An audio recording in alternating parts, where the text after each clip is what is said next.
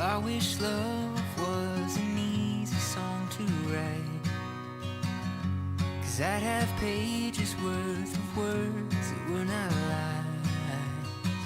Your name would be the melody that's on my tongue. Oh, if love was a simple song.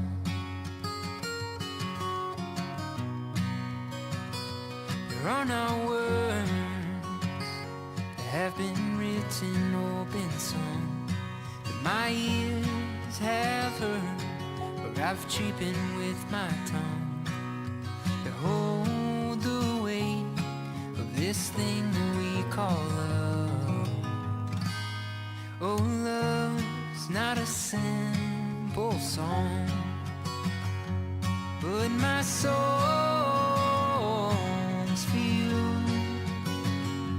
though not pretty or poetic, I hope you know it's true.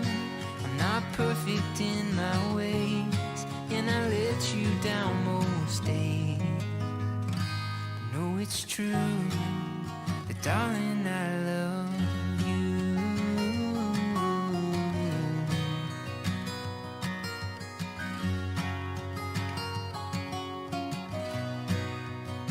And I've got a rhythm and a melody I like, but without you by my side, there's no harmony or rhymes. Just a freight train rolling down the tracks of a lonely night. Oh, love, you are worth the fight, because my songs feel, though not pretty or poetic, well, I hope you know it's true.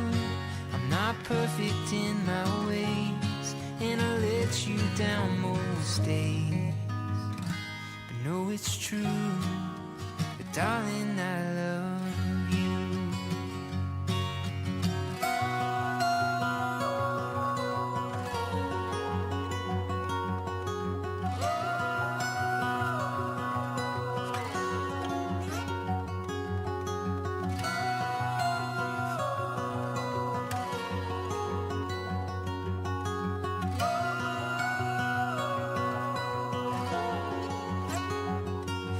My soul, it's for you. And although sometimes it's pathetic, I hope you know it's true. I'm not perfect in my ways, and I mess most of my days, but know it's true, but darling, I love you.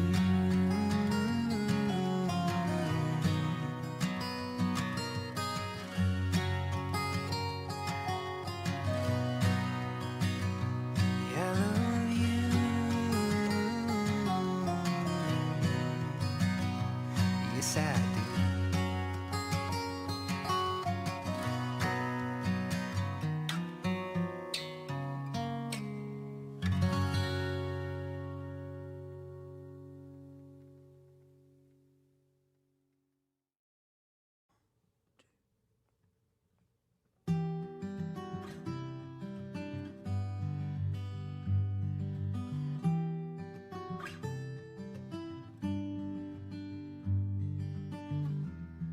When you first told me your name,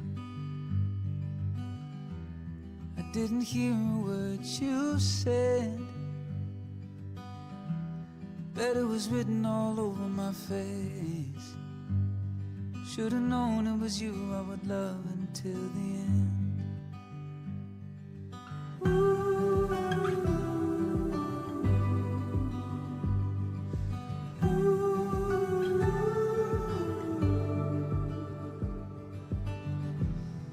When you made it down the aisle,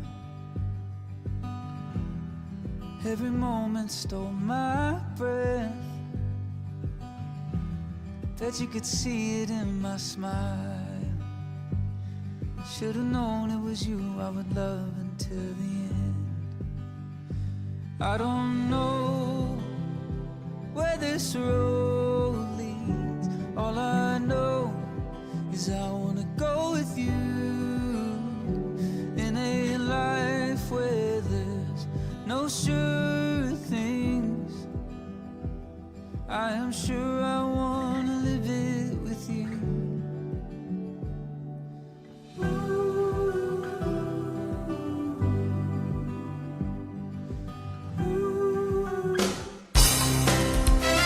Tonight's game is produced by the IH Sports Network. No part of the audio or video from tonight's game may be redistributed or retransmitted without the express written consent of the IH Sports Network and Liberty Press Incorporated. The IH Sports Network's first commitment is to the student athletes of our community, their families, and their coaches. Find us online at ihsports.net.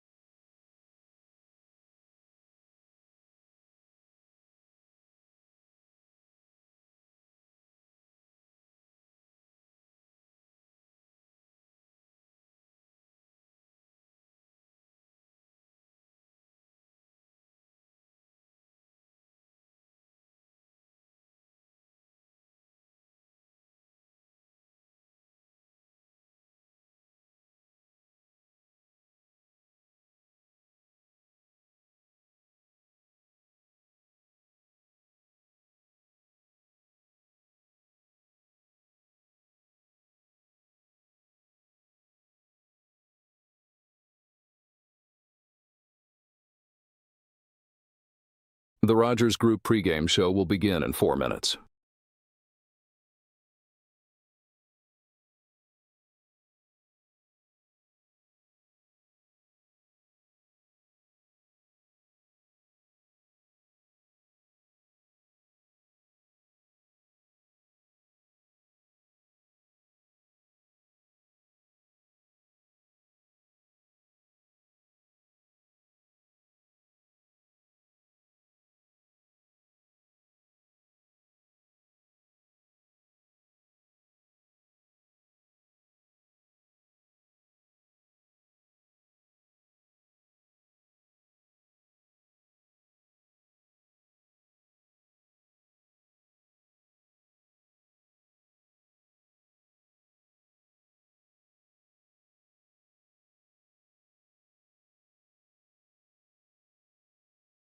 We're 3 minutes away from broadcast.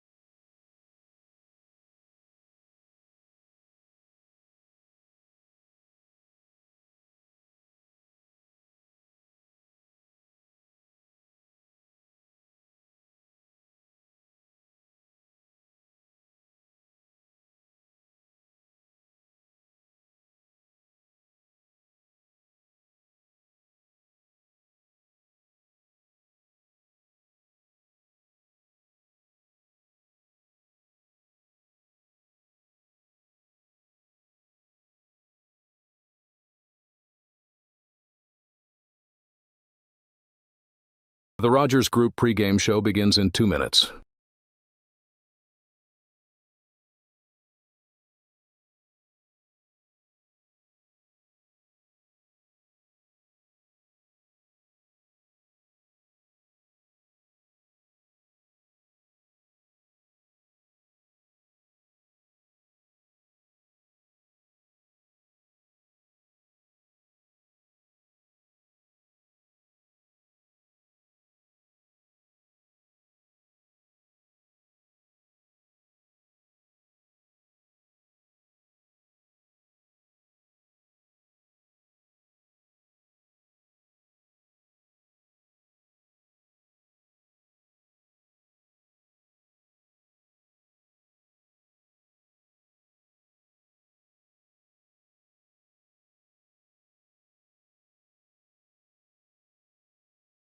Stand by for broadcast in 60 seconds.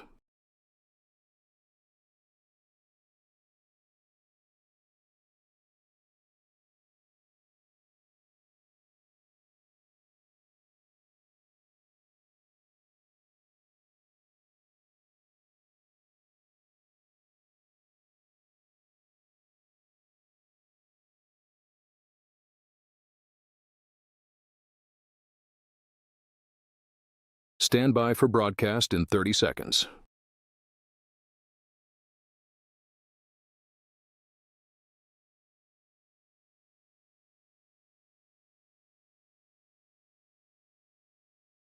We're going live in 15 seconds.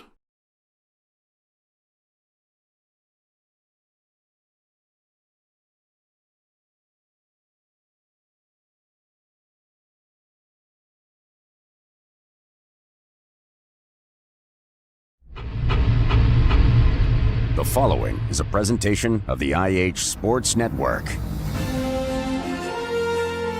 High school basketball is on the air. The Oneida Indians, the Scott Highlanders, with Tim Smith, Rick Keaton, and their entire broadcast teams. Sponsored by the Rogers Group, South Fork Physical Therapy, One Bank of Tennessee, First National Bank, Ray's Axe, Danny's Drugs, Scenic Foods, El Rey, Mountain People's Health Councils, Lumber King, and United Cumberland Bank. Produced by the IH Sports Network, high school basketball begins now.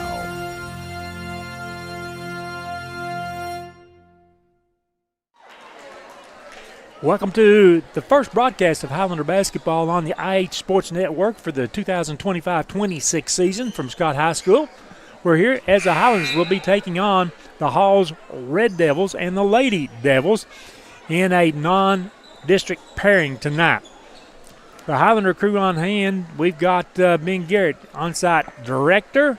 He'll be our color commentator tonight. H.L. Keaton on color tonight. Travis Rogg behind our IHSN camera. Greg Bond at Broadcast Central, and I'm Rick Keaton. I'll have your play-by-play as we'll have the girls and boys games coming your way.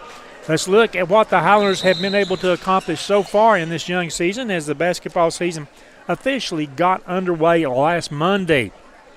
The Highlanders, the other night, last Thursday, as a matter of fact, went to South Doyle High School. The girls lost there 53-31 and we had a tough time. Just couldn't score. 1 of 12 for outside three-point shots. The boys, meanwhile, they were able to come away with a sort of comfortable 56-41 victory at South Doyle. Then on Saturday, you had the First National Bank Holiday Classic here, and both teams played. The girls, they played 2 games. The first opponent was Harriman, and they defeated them 72-47.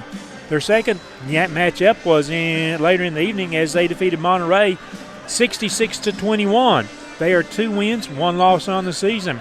For the boys on Saturday, their first matchup was against Claiborne, and they defeated the Bulldogs 52-40. The final that evening was against Monterey, and the boys handled that pretty easily, 87-40. So the boys are now 3 wins, no losses on the season. And tonight, taking on Halls. Halls comes in, both teams with 0-2 starts. Both the boys and girls have lost to Heritage and have lost to Jeff County. This makes their third game as we kick off the new basketball season. So what's new here at Highlander Gym? Ben Garrett, what's new here? There's 2 things I'm going to mention. You caught me off guard. Brent Ellis is new. He's the new boys basketball coach. There's actually 3 things now. I keep adding things on there. Morgan Boyd is new. She's the athletic director. And I'll fill you in. The new sponsor signs hanging in the gym are produced locally here by Miss Serena Blakely's class. And you can tell the old banners are just basically red with black or white printing on them, but these are all color banners, typically with the logo of the business or merchant on them there. Then what's the other thing? Look right up here. New lighting in Highlander Gym this season. I'm glad you mentioned that. It does seem brighter in here. It is LED lights spaced all throughout the new gym right now, and it certainly does make things easier. Now that I've surprised you guys, why don't we go ahead and take our first break in the Rogers Group pregame show. Building communities from the ground up, that's Rogers Group. This Christmas, give the ultimate gift for the true fan in your life, the IHSN 2025 Football Season Video Collection. Every game, every highlight, every moment from this year's Indians and Highlanders football season, all preserved in a retro VHS-style flash drive case, complete with bonus digital access. Available exclusively at Trophy Masters, your one-stop shop for custom shirts, plaques, hats, magnets, and more. Pick up your collector's drive today for just $49.95 and take $5 off anything else in the store when you buy one. Trophy Masters, making memories last, one award at a time. Home-style cooking with friendly service in a relaxed atmosphere. That's Razak's. Razak's offers breakfast served daily, just like Grandma fixed it, and daily specials like country fried steak, turkey and dressing, and of course, a fish fry every Friday. Razak's has a full menu, ranging from quick and easy favorites like hamburgers and club sandwiches to comfort foods like pinto beans. And you'll love something off the grill, like grade A cut sirloin, ribeye, or shrimp kebabs. Razak's. Country cooking and great steaks. Congratulations to the South Fork Physical Therapy Class of 2026. Through the years, it has been our privilege to be a part of these young people's lives. To all of these seniors, Highlanders, and Indians, we wish you a lifetime of health and happiness. Thank you for allowing South Fork Physical Therapy to be a part of your journey.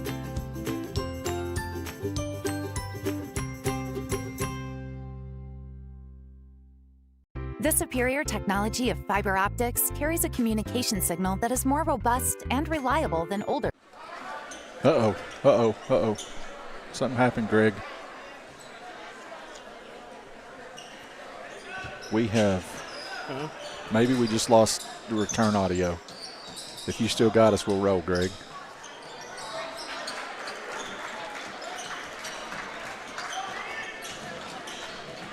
Welcome back to the Rogers Group pregame show.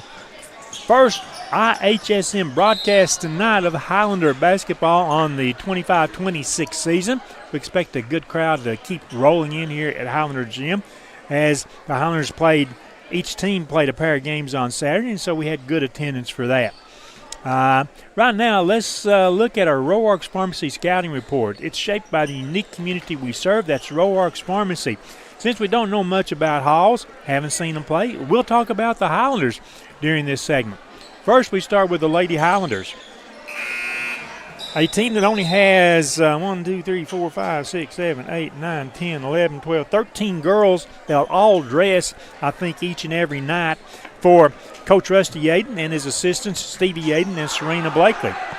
The starting lineup, as I talked with Coach a while ago, has been the same that I saw on Saturday. Had to start with Maya Sharp, Carly Branscombe, the only senior in that starting lineup, Mia Smith, who's a freshman, Callie Strunk, a junior, and Addie Rogers, a sophomore, and Maya Sharp is a sophomore also. So it's a young team that gets the start tonight with only Branscombe as a senior. This team, they like to play fast. You're going to see them play fast on defense. You're going to see them put a lot of pressure at full court. You're also going to see them try to get the ball up and down the floor offensively as much as they possibly can. This girls' team, I don't want to say live and die, guys, by the three-point shot, but when they make three-point shots, it makes their game outstanding. They made them Saturday. Listen, so they went over to South Doyle on Thursday night, and they were 1 of 12 from three-point range. Coach Yaden was not happy, as you can imagine. But Saturday, 27 three-point shots made in 2 games, shoot 45%. If you're right, when they shoot the ball that well, and when those young players, those freshmen and sophomores shoot the ball that well, this team is going to be a hard out for anybody, not only in this district but in this region. 45% can be considered good for 2-point shots lots of times. Oh, yes. And by the way, that first game on Saturday, they made 15 three-point shots. That's a new Lady Highlander record. The previous record had been 12, and they tied that in their last game against Monterey with 12 there. So Coach Yaden had been harping on those freshmen and how good they were going to be. And, man, they showed up. Mia Smith, 21 points in that second game against Monterey. And, and not just the freshmen. Risden had a good game. Cheyenne Bird had a good game.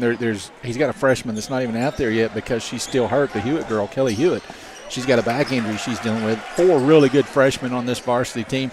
And then how about Maya Sharp? We saw her last year as a freshman, and she hit 4 threes in that first game against Harriman. So kind of a coming out party for her on Saturday as well. And let me talk about Maya for just a second. And actually a couple other girls. I'm going to start with Maya. I'm going to start with Carly. I'm going to talk about Callie Strunk a little bit right here. I saw a real uptick in their confidence levels. I mean, it just shows when they're out there on the floor under their second year of Coach Jaden being their head coach. It just shows, and when you see that confidence, I mean, they handle the ball better, they pass the ball better, they run a lot of times a 4-out, and when the other defensive team tries to come out and guard them outside, very good at passing the ball inside to Addie Rogers. Yeah. One thing that you always see from Coach Yaden's team is a confidence. They play with confidence, and we saw it at Sunbright. He went to Sunbright and took over a team that hadn't won anything in 15 years, and they came out immediately that season, at that first season, and just had an air of confidence about them. And I agree, Rick. You're seeing the same thing now out of these Scott High girls. And going back to last year, I mean, that team won a district championship because they were confident. When you got a coach that believes in you, and listen, Coach Yaden, he's tough to play for. He is, because he demands the best. But it's because he believes in his kids. And when your coach believes in you, you believe in yourself. And, one good thing about those kids outside shooting that ball, when they're making that ball, that takes so much pressure off of Addie Rogers. Let's scout up on the Highlander boys a little bit. 7 seniors on this team, and basically what you've got are 4 of those are starting. You've got Jacob Morgan, returning starter. Isaiah Worsham, returning starter. Wyatt Lowett, returning starter. Landon Goodman, returning starter. All seniors, and then Landon Washington, the junior. So this is an experienced bunch that starts, but look what's sitting there behind them. You've got the juniors in Devin Pruitt, Brady Crabtree, Tyler Newport, and Houston Stanley. So, I mean, they're quite talented. Not to mention a couple other seniors that we'll see a lot of this year. Brennan Brummett, Logan Phillips, and Jacob Lau. Typically, those are the first 3 that's going to be in the game off the bench. And this is a confident boys team. They know they have the skills to be very competitive, among other things, this year. And they can play different styles too. I mean, they can hit it and get it, or they can go back into the half-court game. This team should be confident because the sky is the limit. They are, relative to the rest of the district. I don't even want to get into the region yet because that's a tough road to hoe. It always is.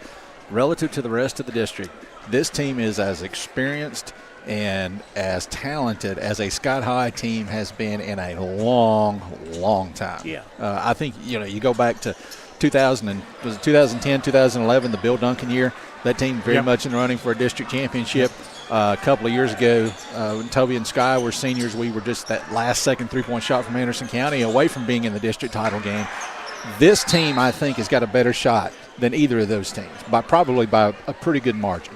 They certainly do have it. We've not seen the other teams. We just hear rumors about a transfer here, a new kid coming in there, a kid that's developed. So we don't know until we go through the district lineup a little bit to see what the Cumberland Gaps, the Clintons, the Anderson Counties, Austin East, what they have. And here's the thing about it, Rick. This team is 3-0, and now the competition obviously gets a lot tougher, probably starting tonight. We haven't seen Halls in person, but probably starting tonight. But they're 3-0.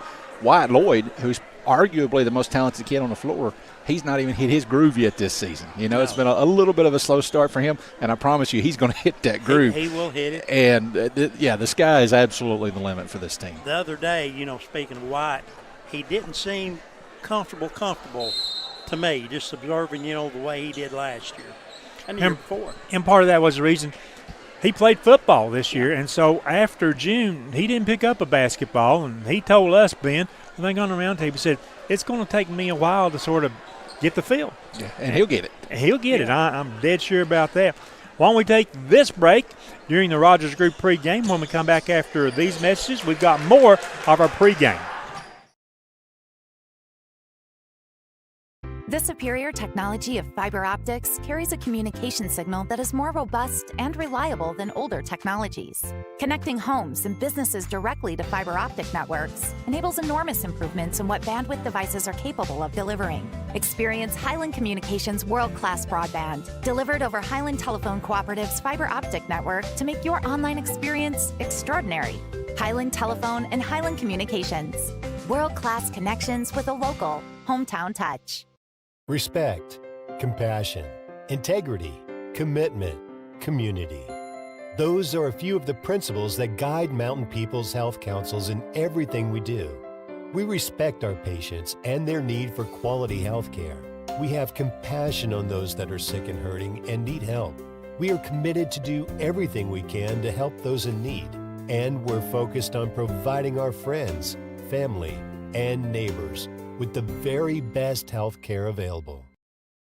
Danny's Drugs has been dedicated to providing patients with quality healthcare services since 1966. From our beginnings as a fountain drugstore to our current location on the 4th Lane in Oneida, one thing has remained the same: exceptional service. Our staff of highly motivated and carefully trained professionals understand your needs and respond to them in a personal and friendly manner. Our staff works together as a team to provide the finest patient care available. That's Danny's Drugs, putting patients first since 1966. The superior technology of fiber optics carries a communication signal that is more robust and reliable than older technologies. Connecting homes and businesses directly to fiber optic networks enables enormous improvements in what bandwidth devices are capable of delivering. Experience Highland Communications' world-class broadband, delivered over Highland Telephone Cooperative's fiber optic network to make your online experience extraordinary. Highland Telephone and Highland Communications. World-class connections with a local, hometown touch. Welcome back to the Rogers Group pregame as the Highlanders get ready to take on the Hall's Lady Devils and Red Devils here tonight. Looking ahead for the Highlanders, they have 2 games on slate next week. Tuesday, December 2nd, they will be at Campbell County. And then on Thursday, December 4th, they will be at Loudon. Both of those non-region games. By the way, the Loudon game, if you're here and you don't travel to Loudon and you want to follow that game, go to redskinsradio.com, redskinsradio.com, and you'll be able to follow that matchup as our Highlanders travel down to Loudon. And then the following week on Tuesday, December 9th, it's an old rival that we'll be taking on here at Highlander Gym in the Kingston Yellow Jackets. We've got girls and boys coming that way. But you know what the most important thing about that night is, Ben Garrett?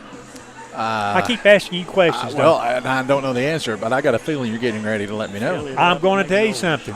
For the first time in your adult life, on that night, the Lady Highlanders will be presented with their district championship banner, and I think they're making preparations maybe to hang that banner that night.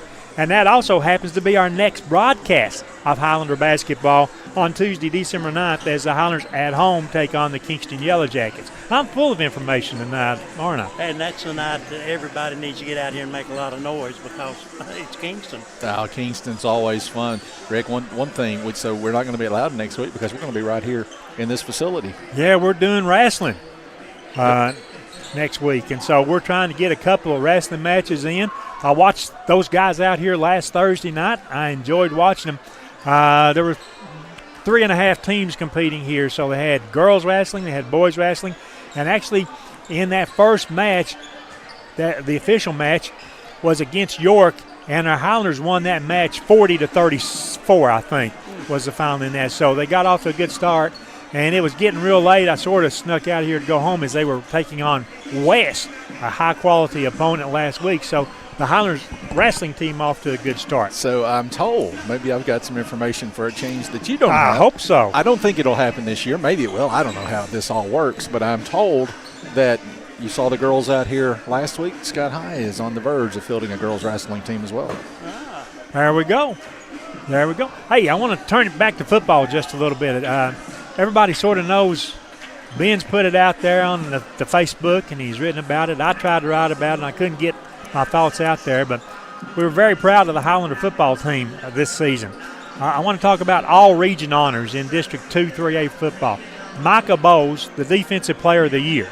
That's big, Defensive Player of the Year. Yeah, Jagan Morgan, the Wide Receiver of the Year in our region.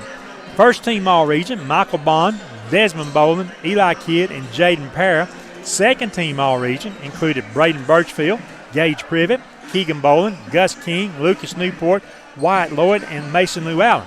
Now I'll take that a step further. You guys probably don't know this, but on December the 16th, Gus King and Michael Bond will be flying out to Hawaii as they'll be in an all-star high school football game in Hawaii the end of that week. So we wish those youngsters real, great success out there, and I think they're both excited about it. They've already got their swag bags that have been sent to them, and they're pretty excited about that. They should be excited. I'm 46 years old, and I haven't been to Hawaii, let alone get an opportunity to play in an all-star football game.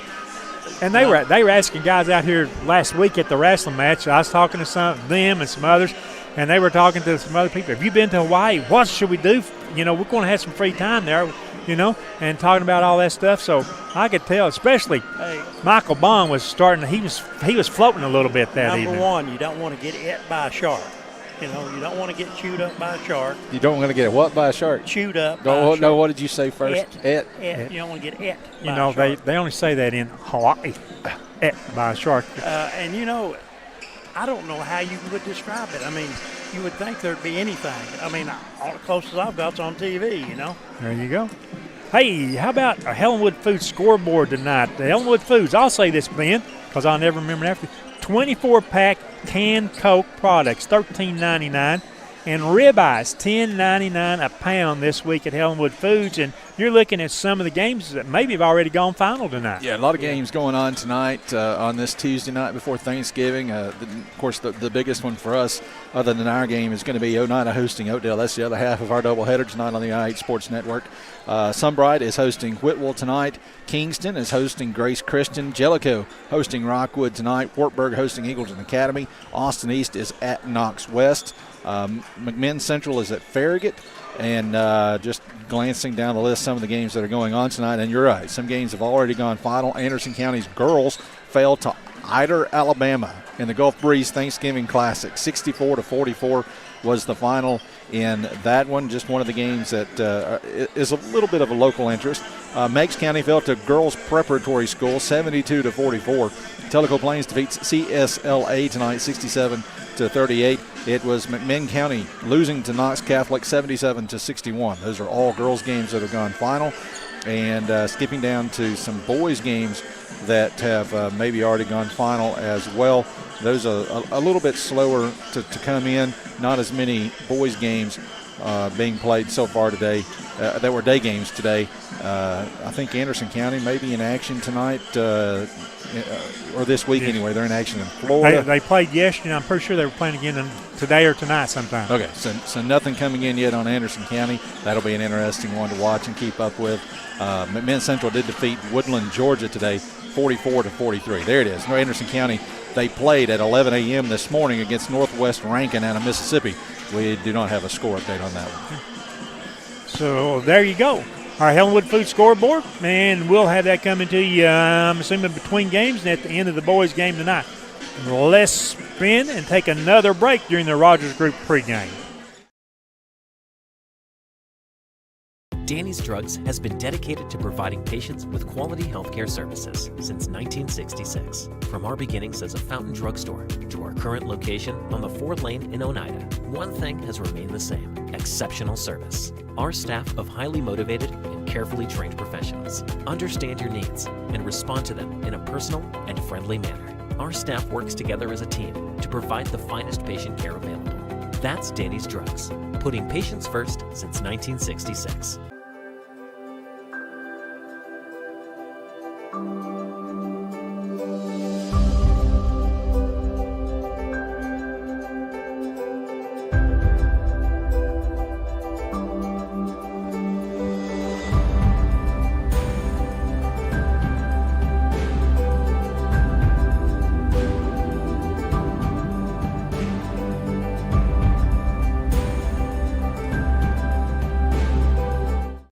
Respect, compassion, integrity, commitment, community.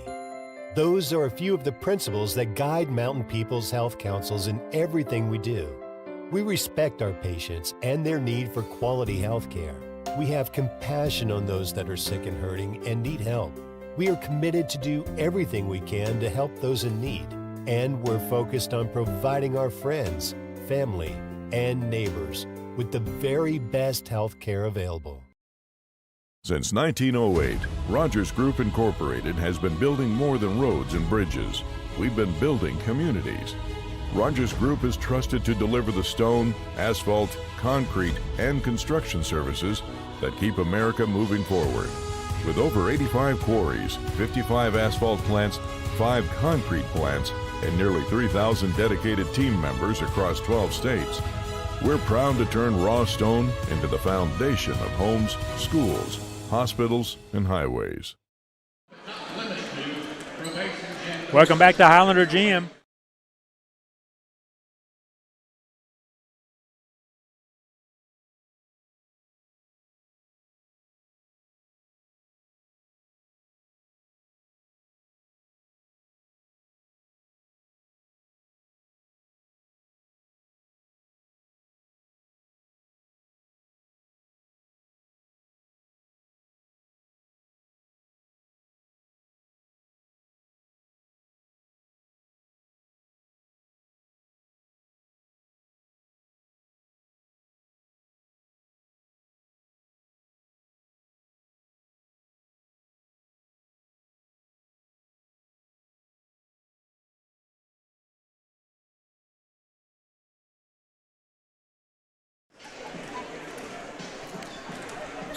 And by the way, we need to say, as you were watching when we first came on the air, the Highlander JV boys looked pretty good as they defeated the Hall JV team here.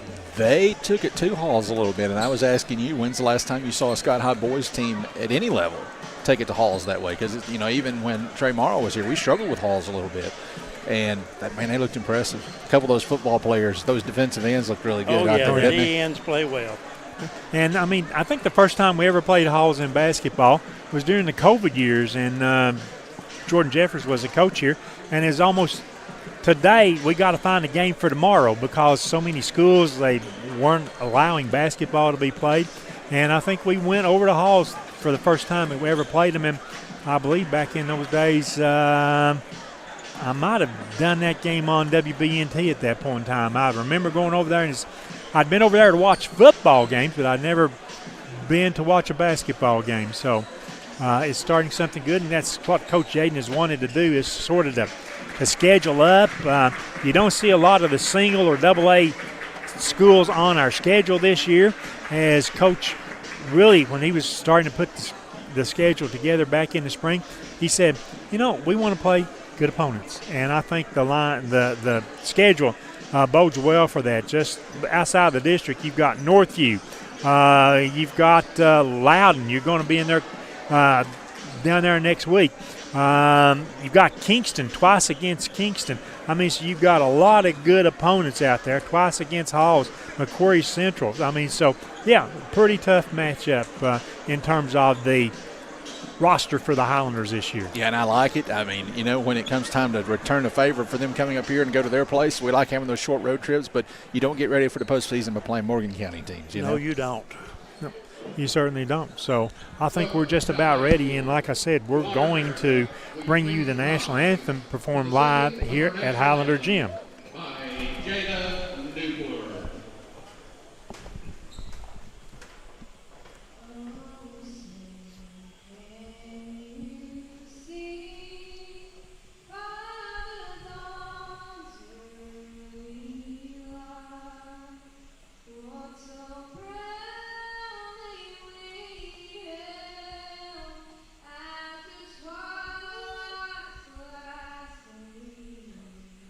Who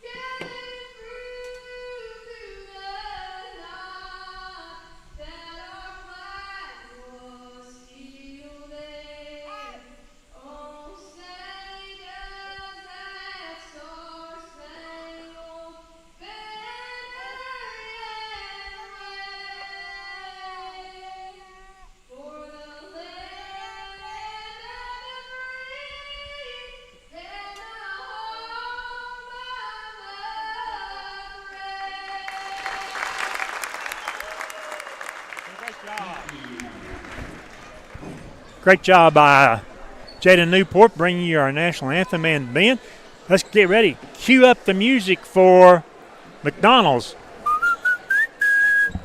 Excellent. And here we go. We're getting the starting lineups. It'll be introduced first for the Hall's Lady Red Devils. They're coached by Savannah Harrison. They're 0-2 on the season. They play in District 3 4A basketball. And, of course, the Highlanders were a 3A team in District 4.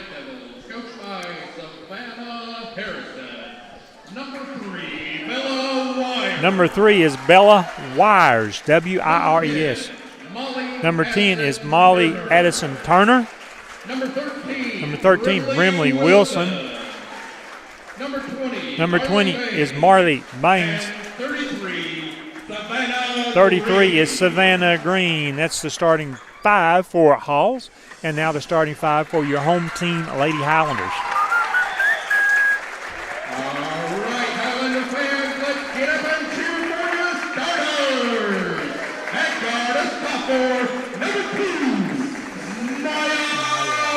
Number 2, a sophomore, Maya Sharp. A senior, number 3, Carly Branscombe.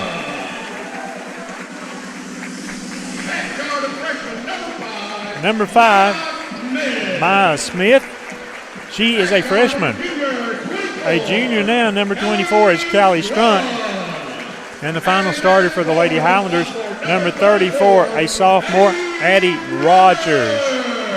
Lady Highlanders coached by Rusty Yaden, assisted by Stevie Yaden and Serena Blakely. I'm going to have it tough in the boys' game. There's 2 Landons, there's 2 Washams. But here in the girls, you've got Maya Sharp, you've got Mia Smith. Well, so you made the same mistake I think I made earlier, and that is calling her Mia instead of Maya. Just do that. Stick to Maya and Mia. Stick to Maya and Mia. Her parents might not like it, but it'll make it easier. The P.Ed announcer, he gives it as Maya. So yeah, well, we're assuming that Daryl Bowles is right and that I was wrong. That's probably it's not dangerous to assume that I was wrong, but to assume that Daryl's right, maybe that's dangerous. There you go. The tip, it's going to be fought for, and looks like Calls, they'll come out with a basketball. This is Wires at midcourt. She's guarded by Sharp. Gave up the basketball. Wilson turns the corner, goes strong off the glass, won't go. Sharp. Maya comes down with a rebound, pushes it to the top of the key. Back behind her to Maya. You'd expect this competition to be a little higher than what they saw Saturday. Yes. Maya Sharp out of the right corner. Bang, there's a 3 to start the game. Highlanders on top, 3-zip. Pressing. And we'll press, and we'll see the Highlanders do that a lot in this game. Up the right side, pulling up off the glass, won't go. Ball stiff, comes back outside. Maya Smith with the basketball. Gives it over to Rogers, back to Smith. Down over to Strunk. Strunk, her 3 up, off the mark. It's no good. Fighting for the rebound, control Halls.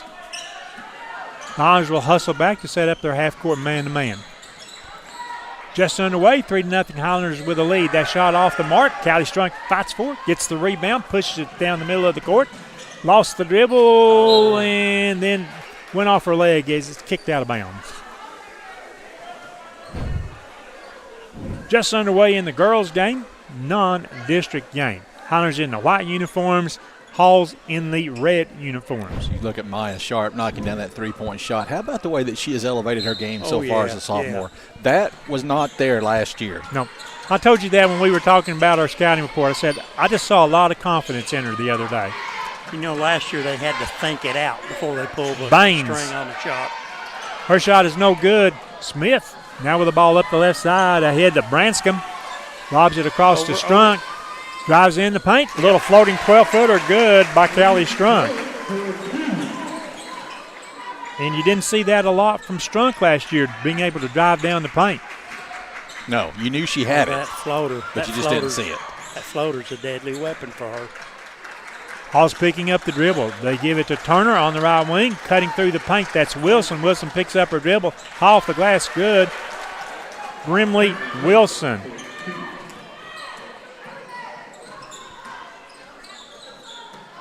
Sharp to Smith, passed up the three-point shot maybe. Now Sharp setting up the offense once again.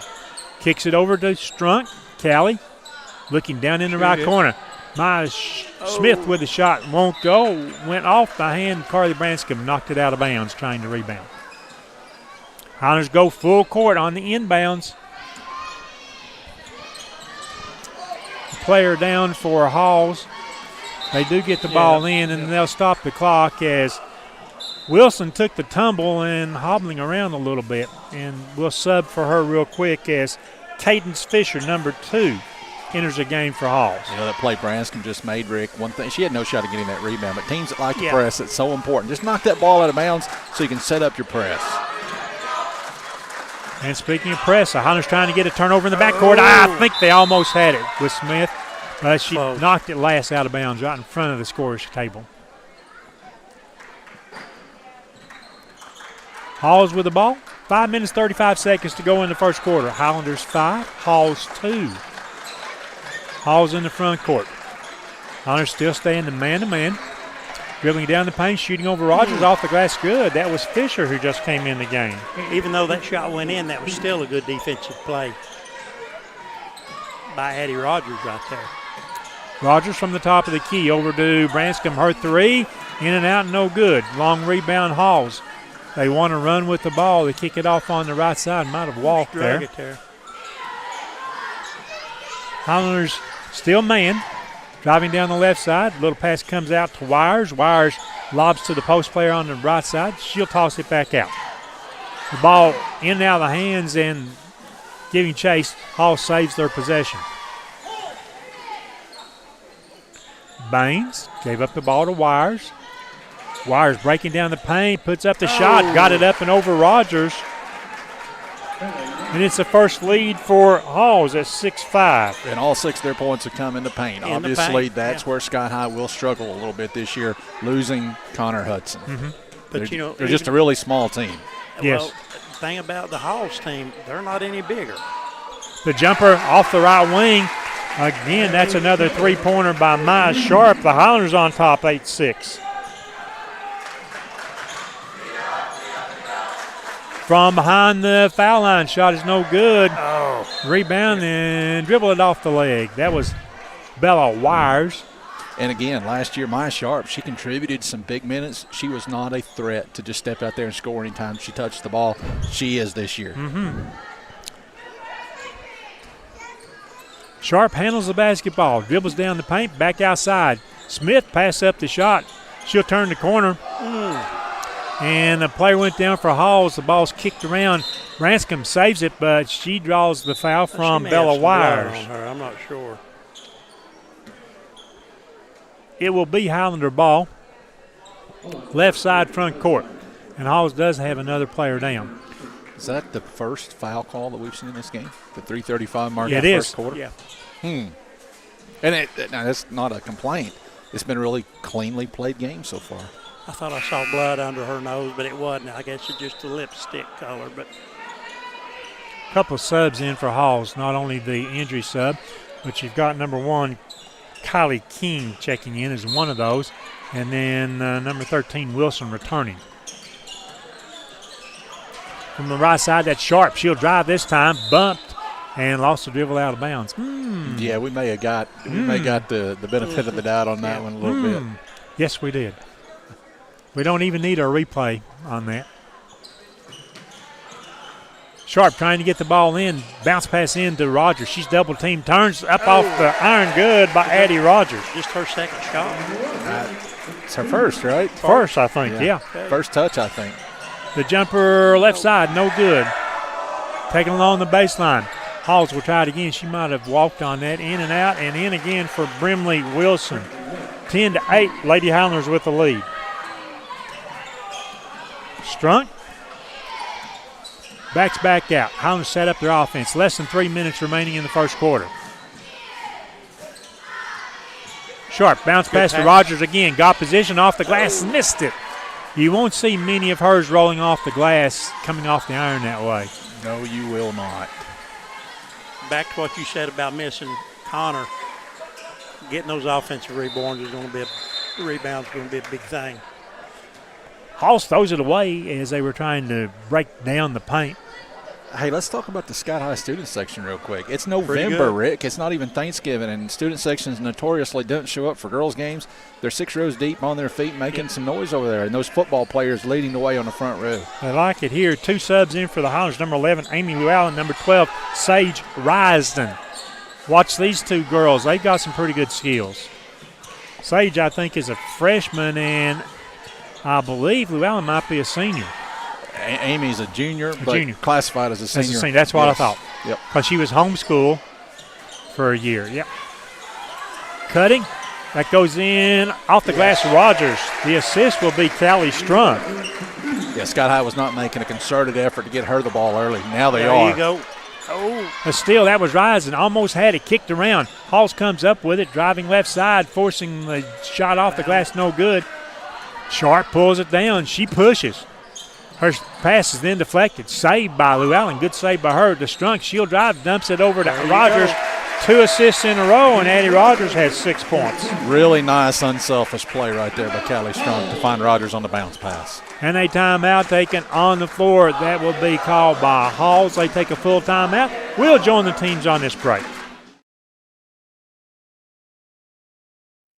One thing I love about UCB is that they don't automatically default to no. I think a lot of people think that they shouldn't even come in and talk to us if they're not in the best financial situation that they've ever been in. And that's just simply not the case. I had a customer just yesterday who came in needing home repairs, thought, this is probably going to be a no because I don't have the best score right now, but we were able to consider every factor and get some additional documentation, and we were able to get the loan approved.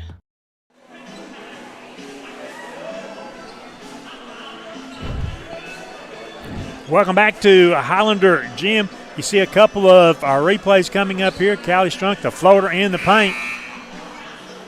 Then you've got the entry pass. It's going to go into Addie Rogers. Oh, that was the shot, the sharp out of the corner. Yeah.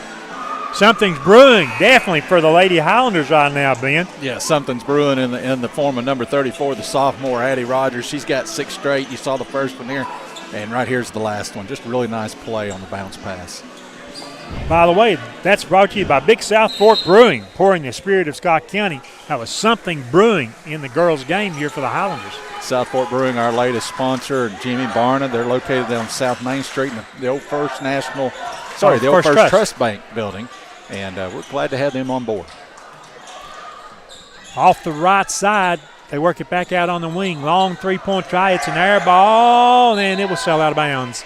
Highlander ball as the Lady Highlanders lead 14-8 with 1 minute and 19 seconds left in the first quarter. Because of the pace of this game, seems like the first quarter just flown by. High screen on the right. Nice move by Strunk. Dumps it inside. The layup was no good. Hope Duncan couldn't get it to go. I believe she's also one of the Lady Highlanders seniors. And Hope knew she wants that one back. She'll get the next one. Driving up the right side, and the layup good by Wilson. Her 6th point. 6 of her team's 10 points. Get in there. And we've got a whistle as Sharp drives. And it looks like Maya will go to the line for a pair of tosses with 50 seconds to go in the first quarter. 4-point Highlander lead. Maya can make it quite possibly 5 or 6 point lead. Couple subs waiting at the scorer's table to check back in for Coach Rusty Yaden and the Lady Highlanders. This toss by Sharp is good. And Ben, remember from last year, us sitting up here, we don't make comments about the free throw shooters. We don't? No. Huh. I don't remember that. Jinxes them. Huh. Second toss by Maya is good. You need to speak for yourself, H. Keaton. Okay, well, that's probably Woody. 16-10, Lady Highlander advantage. Again, we go full court on the press. They get the ball ahead, running down the court in the paint, off the glass, good. Nice drive by Bella Wires. They just relentlessly attack the paint, and they're pretty good at it despite, as Harris mentioned earlier, their lack of size. Yes. This is a fast-paced game. Sage Risden over to Llewellyn's shot was no good. That was Maya Smith back on the floor. Risden came up with that long rebound. Over to Llewellyn. Back to Smith. Branscombe waiting for the ball on the left wing. She'll get it and dribble back outside. 12 seconds to go. The Highlanders looking for the last and best shot they can get in the quarter. Over to Branscombe. Steps back. Her three is up. It's taken out of the air. 2 seconds. 1 second. Pulling up ahead of the buzzer. Shot was no good. So after 1 quarter of play from Highlander Gym, the home team Lady Highlanders 16, the visiting Halls Lady Devils 12.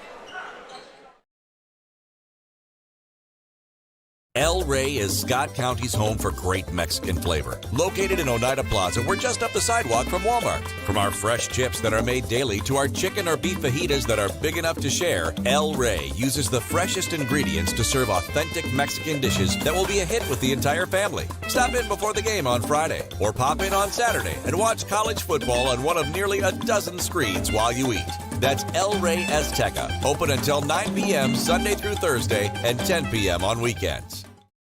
This Christmas, give the ultimate gift for the true fan in your life, the IHSN 2025 football season video collection. Every game, every highlight, every moment from this year's Indians and Highlanders football season, all preserved in a retro VHS-style flash drive case, complete with bonus digital access. Available exclusively at Trophy Masters, your one-stop shop for custom shirts, plaques, hats, magnets, and more. Pick up your collector's drive today for just $49.95 and take $5 off anything else in the store when you buy one. Trophy Masters, making memories last, one award at a time. We open the second quarter. Lady Highlander ball. Sage Rising working off the right side. Has her first points of the game. And the Highlanders lead now 18-12. Another one of those freshmen that don't really look like a freshman here in November. And Rising got a hand up, blocked the shot. The Highlanders with the ball going the other way. Branscombe over to Rogers. The trailer three by her. Bang, Addie Rogers. Addie Rogers, that's 9 for her. Nobody likes the trailer three from the post player like Rusty Aiden. Connor Hudson could do it last year, and Addie Rogers is awful good at it too. The ball thrown off the leg of one of the Highlanders. By the way, when the Highlanders hang that district tournament banner on December the 9th, Connor Hudson will be here for that. All the way up from Maryville. All the way. The other senior that played a lot, Brittany Morris, she is unavailable that night. So they tried, and there's just always going to be conflicts. Sharp got a hand on the ball. The Highlanders take it the other way. Yeah, I would probably credit Sharp with the steal right there, but good play with both kids. Sharp around the defense, off the glass, counted, and won. My Sharp.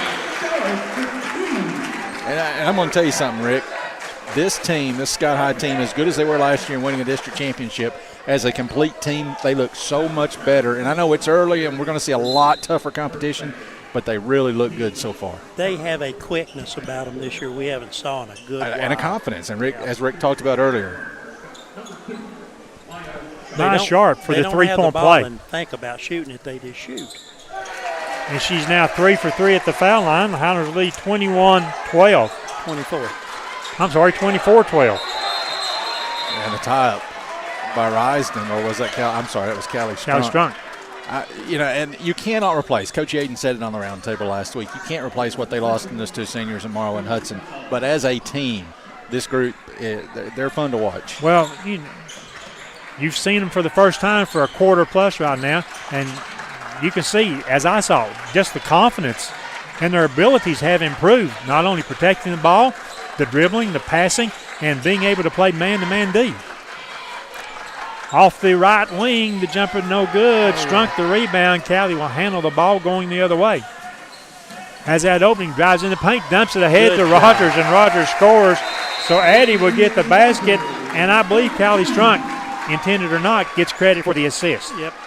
Another timeout by Halls. 26-12. Let's go ahead, and why don't we join one of our sponsors with this break.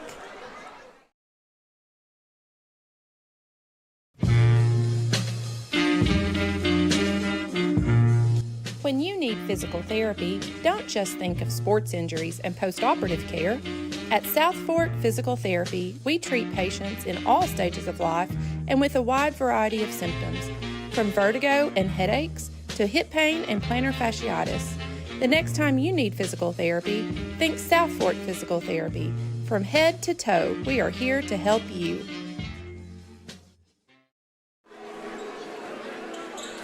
from the Halls timeout. They've got 3 left. Coach Aiden has yet to use a timeout in the first half. 6:29 to go in the half. Halls with a basketball. Highlanders will again play the full court man. And the other thing we haven't talked about is, so far, and this is just the first half, how the Lady Highlanders are in such great physical shape to be able to keep up this pace. And it is a pace to keep up As with. Sharp steals the ball, tries to get the ball ahead. It's stolen right back by Halls. Yeah, sometimes it's hard to slow it down. That would have been a situation right there where you want to just take the air out of it. And with the drive, that's Brimley Wilson picking up her 8th point for Halls. 26-14. Let me just say, I got no business criticizing Maya Sharp for anything the way she's played so far, right? Exactly. Boom. Oh, Strunk with a 3. It won't go. The ball saved on the baseline. Back outside Rogers. Over to Maya Smith. Her 3 off the iron, no good. Tied up there. Rogers trying to get it. The jump ball, the alternating possession staying with the Lady Highlanders. By the way, Rick, let me mention, earlier we didn't have the logo when we said something was brewing. Something's still brewing, obviously. Addie Rogers, man, she's come to play in this first half. But, again, we want to thank Jimmy Barna and Big Southport Brewing for being on board with us for this basketball season. Indeed. The lob in. It's to Rogers. Needs help. Tosses it back outside, so the Highlanders setting up their offense again. 5.5 to go in the half. Sharp kicks to Strunk in the right corner. Callie back outside to Sharp. Maya over to Maya Smith. Bounce pass to Rogers, top of the key, back to Strunk. Moving the ball. Gives good. the ball inside to Rogers, off the glass, count it.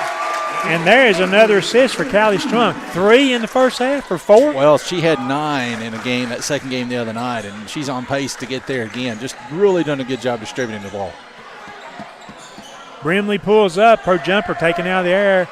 Sharp pushes it ahead, kicks it over to Branscombe. Branscombe back to Sharp. She'll drive, finds Strunk, back to Branscombe. We swing it to the left side now. Smith to Branscombe. And what is Addie Rogers up to now? She got 12 or 14? 2, 4, 6, 8, 15, I think. The steal, then going the other way, the layup is Wires.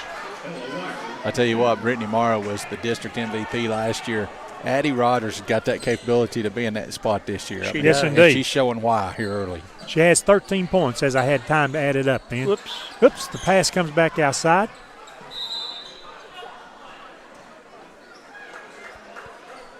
And I guess a timeout taken by Coach Yaden. So let's join the teams quickly with this timeout. 28-16, Highlanders with the lead. Home-style cooking with friendly service in a relaxed atmosphere. That's Razak's. Razak's offers breakfast served daily, just like Grandma fixed it, and daily specials like country fried steak, turkey and dressing, and of course, a fish fry every Friday. Razak's has a full menu, ranging from quick and easy favorites like hamburgers and club sandwiches to comfort foods like pinto beans. And you'll love something off the grill, like grade A cut sirloin, ribeye, or shrimp kebabs. Razak's. Country cooking and great steaks. With over 4 minutes left in the first half, Highlanders have 2 players already in double figures. Maya Sharp with 11, Addie Rogers with 13. You know, you were mentioning all the things new at Highlander Gym. One thing that you didn't mention that's brand new, Travis Frog behind the camera tonight for the first time at a basketball game. There you go. I did mention his name, though. I say that, so if anybody's got any complaints, they know where to direct them. Hey, he'll be able to find out that he don't get sweaty or he don't get cold in here. Don't get cold, no. There's a foul call on Maya Smith. That is the first foul call against the Lady Highlanders in the game. 11 minutes and 55 seconds in. Up the right side, that's Turner. Picks up the dribble, gets the ball back outside. Hawes from the top of the key. Wilson, their leading scorer with 8 points, gives up the ball to the left side. The ball comes back to her, breaking down the paint. Pass inside, deflected, knocked out of bounds, and saved by Hawes off of Sharp. It just feels like we're seeing this Scout High team get better defensively as this game goes along. And I think that's what you're going to see throughout this season. This team is going to progressively get better. The jumper left side, no good. Rogers the rebound. Kicks it ahead to Sharp. Maya slows the pace down over to Smith. Smith has it flecked away from behind. I said flecked. It's actually flicked, isn't it? Ben, one of the big things I think we'll get to look at is that this group of young'uns out here will get to know each other better as we're playing games. And of course, they played together in middle school. All these freshmen are from Huntsville. But no, you're right. The cohesiveness will get better. And this team, I mean, within the system, it's got a high ceiling. Yeah. Hall setting up their offense. Highlanders fighting defensively as Smith went out of the game with the 2 personal fouls. The shot no good. Rogers took it out of the air on the backside. That was a mugging. Yeah. They did get the foul. In the end, they got it right. Her dad over in the corner, you saw him on the camera there. He was begging for the foul, and he's right. They came over the back. It didn't get called, but in the end, they got it right. That's all that matters. On the floor, Callie Strunk, Amy Llewellyn, Sage Risden, Addie Rogers with the basketball, Maya Sharp. Llewellyn with the basketball. Has it knocked away. It'll still be Highlander ball right at the end of the Hall's bench. And this Hall's bunch, man, they're a pesky group. They're not going to go away. It feels like that Scott High's on the verge of putting the game away, but Hall's just hanging around and hanging around. For the Highlanders, number 30, J.C. Goodman gives Addie Rogers a break, and I think Coach Yaden sort of looked at her and said, "You're tired, aren't you?" I saw that in Addie's face as she was coming to the bench. Because other than Sharp, I think they're the only 2 that had not had a break in the first half. Cross court, it goes to Sharp. Dribbles back out to midcourt. Wants to drive, does. Turns the corner, pulls up off of that right elbow. Shot no good. 2.5 minutes as Halls has the basketball, trailing 28-16. Picking up the dribble and well, the official disagrees with you. Yeah, I know. That's shocking, isn't it? That they would disagree with us or we would disagree with them. I think he's on steroids anyway. Officials aren't supposed to look that big and buffed up, you know. Sage Risden on the foul. 3 team fouls against the Highlanders this quarter. From the foul line. Again, that was Wilson, and she's the scoring threat for Halls. Oh, no. No, right idea. Yeah. Right idea by Callie. Hope just wasn't looking for it. Working together and over so, and over and over. So now the question for Scott High, because they kind of lived the last 6-7 minutes on the inside scoring from Rogers. Where does the scoring come from with her on the bench? I bet she won't be over there long, Rick. The pass and the assist with the layup, that was Brimley again. That is her 12th point of the first half. Yeah, and they executed exactly what Scott High was trying to do on the other end. Look out now. Ball deflected away from Strunk. And here comes 34 back in the game. Coach Yaden right now just can't afford to leave her sitting over there. No. You can rest tomorrow. And Goodman will stay in the game, so it means the Highlanders have a double post situation. Rogers will play the high. Goodman will play the low. Bounce pass goes to Rogers. Back outside Strunk. Her 3 is off the mark. Bryson knocks the ball out of bounds. Good defensive play over there. To the Highlander student section. Yeah, and there are going to be times this year this Highlander team will have to generate offense through energy on defense. They will. And so that's what they need to do right now. The jumper, Brimley, out of the air. That's Risden with the ball. She's got Rogers ahead, didn't see her. Kicks it over on the wing. That's Sharp. Sharp wants to drive back outside Strunk. Left it for Goodman. Now over to Risden. Her 3 is up off the rim. It's no good. 28-20. Highlanders with the lead. Cold for the Lady Girls, Highlanders. That's Brimley again with the ball. Got to shut her down there. As Rogers plays her man-to-man. Bounce pass inside. And there's going to be a foul call on Goodman.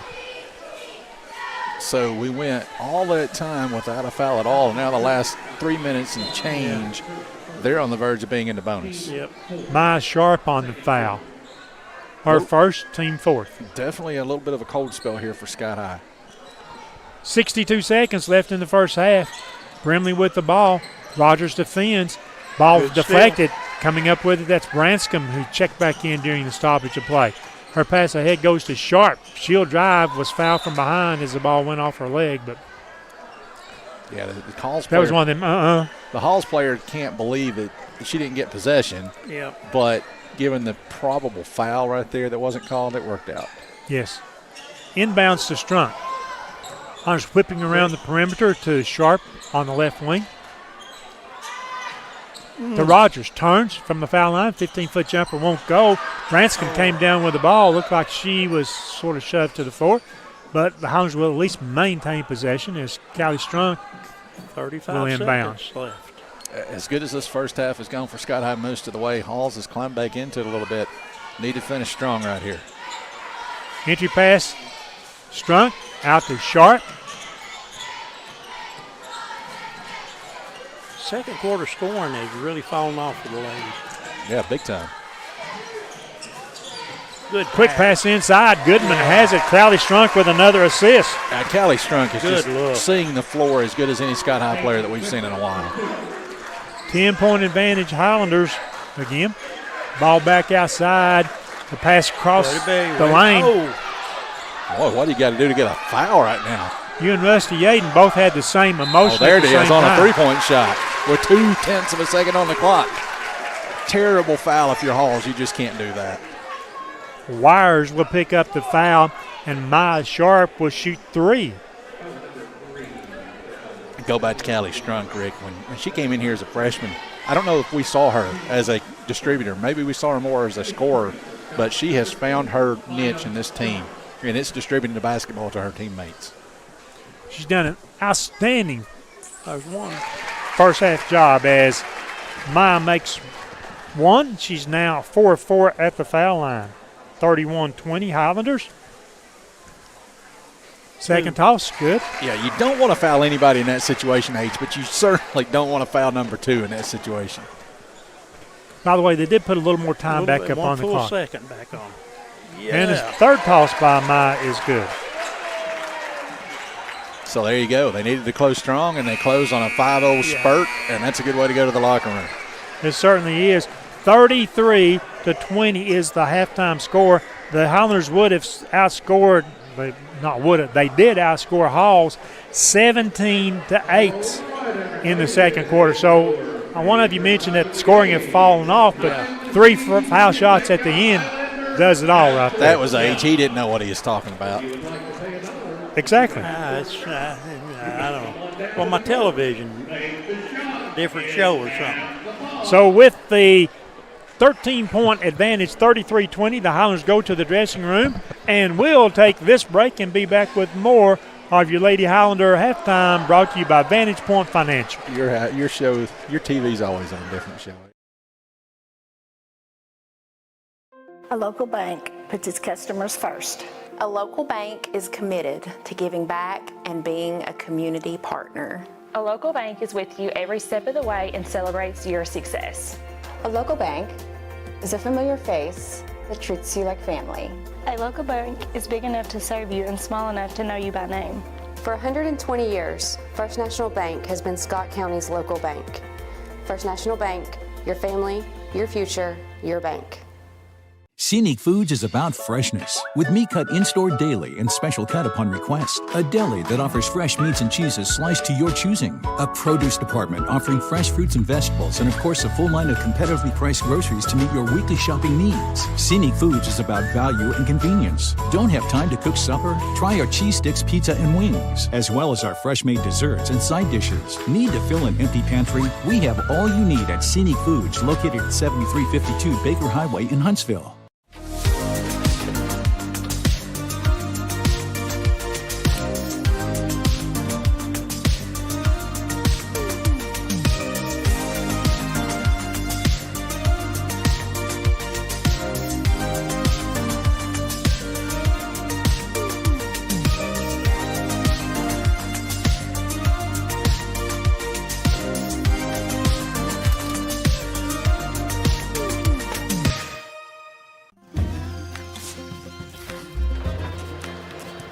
If you're a DIYer, Lumber King is your supplier. Equipment and tools? We got it. Paint and cleaning supplies? We got it. Rugged apparel and lawn care? We got that too. Visit us at 20359 Alberta Street in Oneida, Tennessee to make all your DIY dreams come true.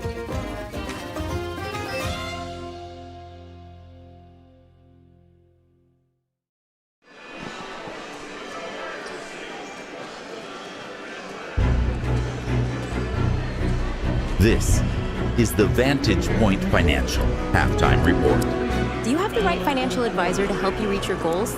Ameriprise Advisors can provide personalized, goal-based advice to help you feel more confident about your financial future. Call Vantage Point Financial Planning, a private wealth advisory practice of Ameriprise Financial Services, LLC, at 423-569-5055. Not FDIC or NCUA insured. No financial institution guarantee. May lose value. Securities offered by Ameriprise Financial Services, LLC. Member FINRA and SIPC.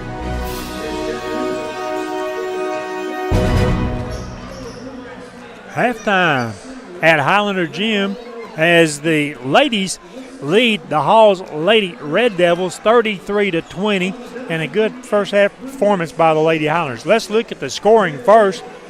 We'll sort of get that out of the way. The first thing I mentioned, the Highlanders outscored Hall 16-12 in the first quarter, and then 17-8 in the second quarter to build that 13-point lead. We look at the scoring for Halls. Cadence Fisher has 2 points. Bella Wires with 6 points. Brimley Wilson has 12 points. They're the only 3 players that have scored, so I'd say the Highlander defense has done a good job in that respect, holding Halls down. That's 20 total points. No made 3-point shots for Halls. They did not go to the foul line in the first half. Now for the Lady Highlanders. Maya Sharp, 2 made 3-point shots, 6 of 6 from the foul line, 14 points for Maya. Callie Strunk with 2 points. Addie Rogers with a made 3-point shot and 13 points for her. Sage Drisden with 2 points and J.C. Goodman with 2 points. That's 33 points for the Lady Highlanders. Playing but not scoring, Carly Branscombe, Maya Smith, Amy Llewellyn, and Hope Duncan. 3 made 3-point shots for the Lady Highlanders, 6 of 6 at the foul line. Of course, all those were by Maya Sharp. You combine Sharp's 14, Rogers 13, everybody else contributing on the defensive end. Callie Strunk with a lot of assists in the first half. And the defense, full court that the Highlanders have played, whether it be full court or coming down playing half-court man, they have excelled at that in the first half. Yeah, I mean, Hall's got some points in the paint early, and you kind of lose sight of the fact that this team played as well as they did until you look up there at that scoreboard. Hall's has 20 points on the board at halftime. That's not a bad half. No. You know, we defended them from catching the ball in good shooting spots. Just a gritty defensive effort, which is what you're going to have to see from this Sky High team for them to be successful. It's going to be a blue-collar type effort and just pure hustle, and that's what they did in the first half. They certainly did. Good first half, Lady Highlanders, 33-20 our score. Let's look at our Helenwood Foods scoreboard. Helenwood Foods, right there, 24-pack of canned Cokes, $13.99, and ribeyes, $10.99 a pound this week. All right, all of these will be girls' scores that we're looking at right now, and then these are all finals. Pigeon Forge defeats Gulf Breeze, Florida, 57-23 in Gulf Breeze at the Thanksgiving Classic. It was also Anderson County falling to Ider, Alabama in the same Thanksgiving Classic today. 64-44 was the final there. Grace Christian Academy all over Kingston tonight, 63-34 down at the Lenore City Classic. It was Girls Preparatory School defeating Meigs County 72-44. That was at the Bojangles Holiday Classic. Tellico Plains defeat CSLA 67-38 at the Bojangles Classic. It was Cosby defeating Gibbs 50-39 at the Next Gen Athletics Thanksgiving Classic. Knox Catholic over McMinn County 77-61 at the Bojangles Classic. And it was Cookeville defeating Brentwood 66-27 at the K. Maynard State Farm Classic. And looks like we do not have an update. It would not be final yet, but we don't have an update on that Oneida Oakdale score yet. Of course, that one also being broadcast tonight on the IH Sports Network. I think what we need to do is get our teams in one of those really nice tournaments down along the Gulf Coast somewhere. And we should go broadcast. We should go broadcast about every one of those games down there. Enjoy the weekend, the fun, and the sun. Well, not every game. I mean, just ones our guys. No, if you're there, you need to do them all. We want to go down. Have time to eat Yeah, sit on the beach in our yeah. in our bathing suits and whatnot. Yeah. You guys would not have basketball on the brain then. No, we would not. Yep. Well, we might say a beach ball or something. Maybe I'll keep do it by keep myself. going. Let's take our final break during our Vantage Point Financial halftime 13-point lead for the Lady Highlanders. Hey, as we go to break, let me tell you, Rick, that Oneida is up on Oakdale 47-20 in the third quarter. Good job. Okay. The superior technology of fiber optics carries a communication signal that is more robust and reliable than older technologies. Connecting homes and businesses directly to fiber optic networks enables enormous improvements in what bandwidth devices are capable of delivering. Experience Highland Communications' world-class broadband, delivered over Highland Telephone Cooperative's fiber optic network to make your online experience extraordinary. Highland Telephone and Highland Communications. World-class connections with a local, hometown touch. Scenic Foods is about freshness, with meat cut in-store daily and special cut upon request. A deli that offers fresh meats and cheeses sliced to your choosing. A produce department offering fresh fruits and vegetables, and of course a full line of competitively priced groceries to meet your weekly shopping needs. Scenic Foods is about value and convenience. Don't have time to cook supper? Try our cheese sticks, pizza, and wings, as well as our fresh-made desserts and side dishes. Need to fill an empty pantry? We have all you need at Scenic Foods, located at 7352 Baker Highway in Huntsville. A local bank puts its customers first. A local bank is committed to giving back and being a community partner. A local bank is with you every step of the way and celebrates your success. A local bank is a familiar face that treats you like family. A local bank is big enough to serve you and small enough to know you by name. For 120 years, First National Bank has been Scott County's local bank. First National Bank, your family, your future, your bank. Respect, compassion, integrity, commitment, community. Those are a few of the principles that guide Mountain People's Health Councils in everything we do. We respect our patients and their need for quality health care. We have compassion on those that are sick and hurting and need help. We are committed to do everything we can to help those in need. And we're focused on providing our friends, family, and neighbors with the very best health care available. As we come back, we're getting ready for the second half in the girls' play. You look sitting across the way. Woody couldn't join us in the broadcast, but he's over there in front of the stands. Yeah, wearing that white T-shirt. Yeah, in that white T-shirt there like that.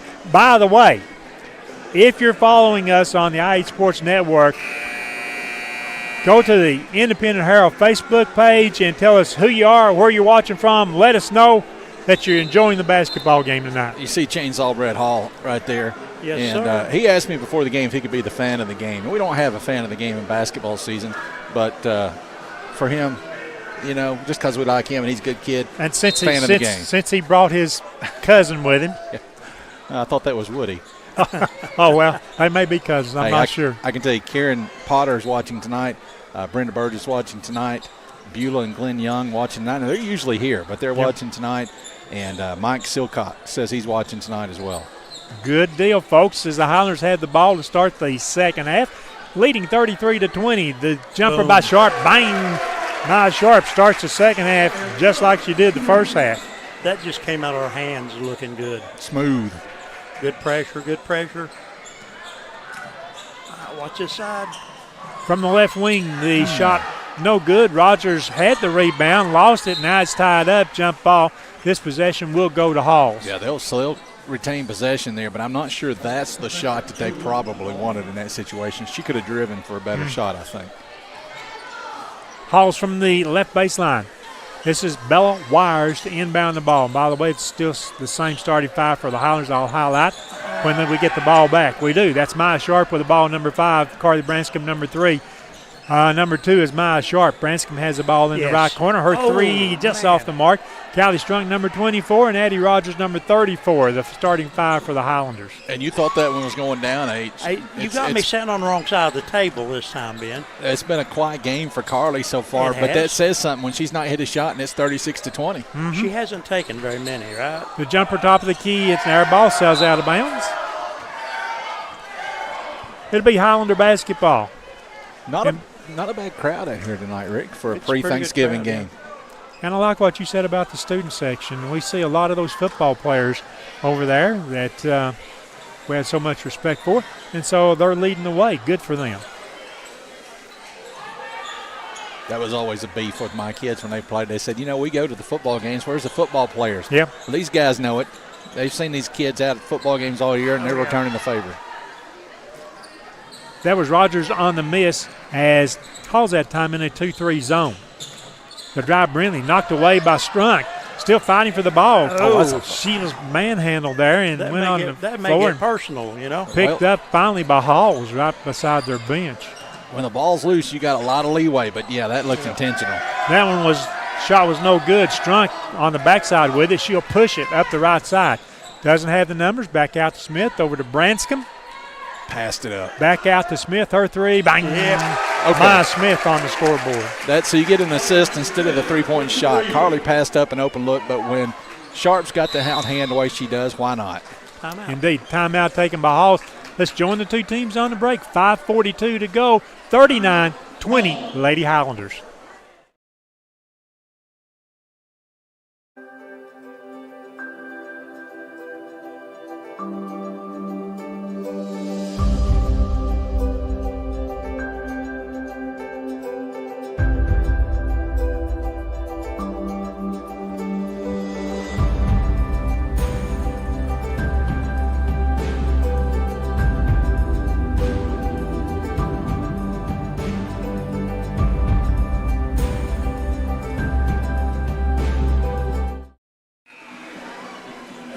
From Highlander Gym, the Highlander crew on the IH Sports Network, bringing you our first broadcast of the 2025-26 basketball season. Our Lady Highlanders on top, 39-20. We're in the third quarter of play, and it will be Hall's basketball. Back to that Helenwood Foods scoreboard update. Candace Stevens, and we're going to start calling her Candace on the spot because she's always got the score updates. She lets us know that Houston is leading Tennessee 39-35 at the half. We appreciate that. Good close game. Yeah, because we're sort of tuned in on our Helenwood Foods high school scoreboard, and we don't think that much to check the college scores. And going back to who's watching the game, I knew we were going to see it at some point, and there it is. Elaine Lau letting us know that Callie Strunk's aunt is watching from Smoky Junction. Cool. And Jen Gibson watching from Salem, Virginia. Cool. That's even further away than Smoky. Yeah, it is. I thought that the same time you did. Hunters against the zone, trying to find space in there. They get it into Rogers. Roll around, came off. The Strunk fighting for the rebound. Got it, shovels it out to Rogers. Hunters will reset the offense. Over to Branscombe. Less than 5 minutes to go in the third quarter. Over to Smith. She tries another three. That one looks good. Yes. Not.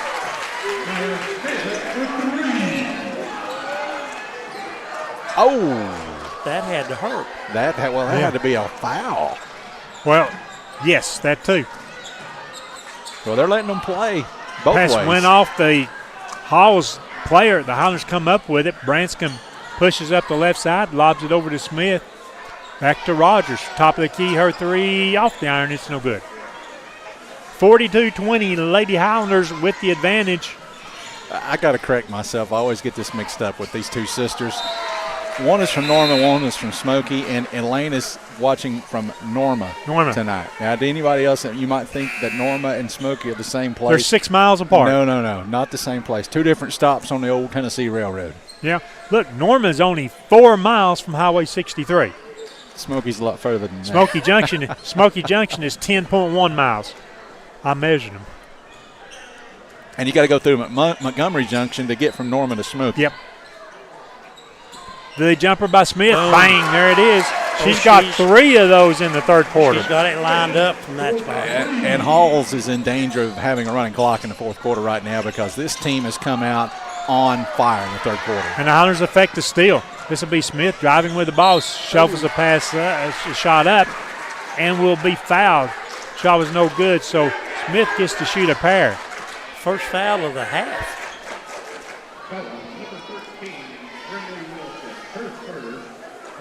And they played with a good amount of contact, right, Mr. Ben? They have been letting them play, absolutely. Maya Smith, she had no points at halftime. She's right now with 3:51 to go in the third quarter, is going for her 10th point at the foul line and makes it.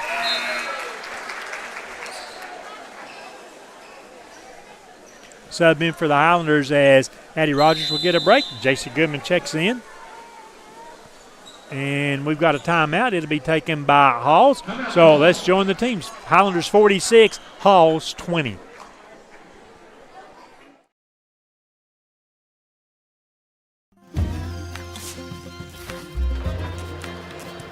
If you're a DIYer, Lumber King is your supplier.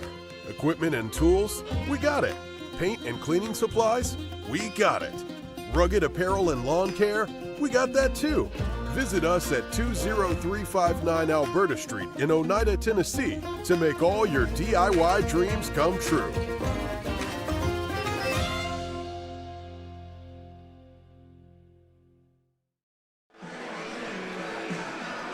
Thanks a lot for following us on the IH Sports Network. Don't forget to tag us on our Facebook page. Tell us who you are, where you're watching from, how much you're enjoying the game. And as always, if you're out and about and going to any of our sponsors, tell them how much you appreciate them bringing the games on the IH Sports Network, and you see the student section. Well, you mentioned the football players, so I want to go back to that. You got Michael Bond, Gage Privet, Chainsaw, Eli Kidd, Keegan Bowling, Micah Bowles. What are you wearing, Micah? And Lucas Newport, who's not dressed much better than Micah. Matter of fact, they're kind of dressed like twins. Yes. Lucas' shorts are a little bit longer. I mean, they've got the same color boots and everything. Yes. Maya Smith made her second foul shot. Yeah, Brett finally did up both. Shot was blocked by Goodman, but they're going to call her on the foul. Not sure about that, but. And the point that the thing you didn't see when they were over there doing that during the break, man, they were wearing out the little short guy over there with knee kicks and everything.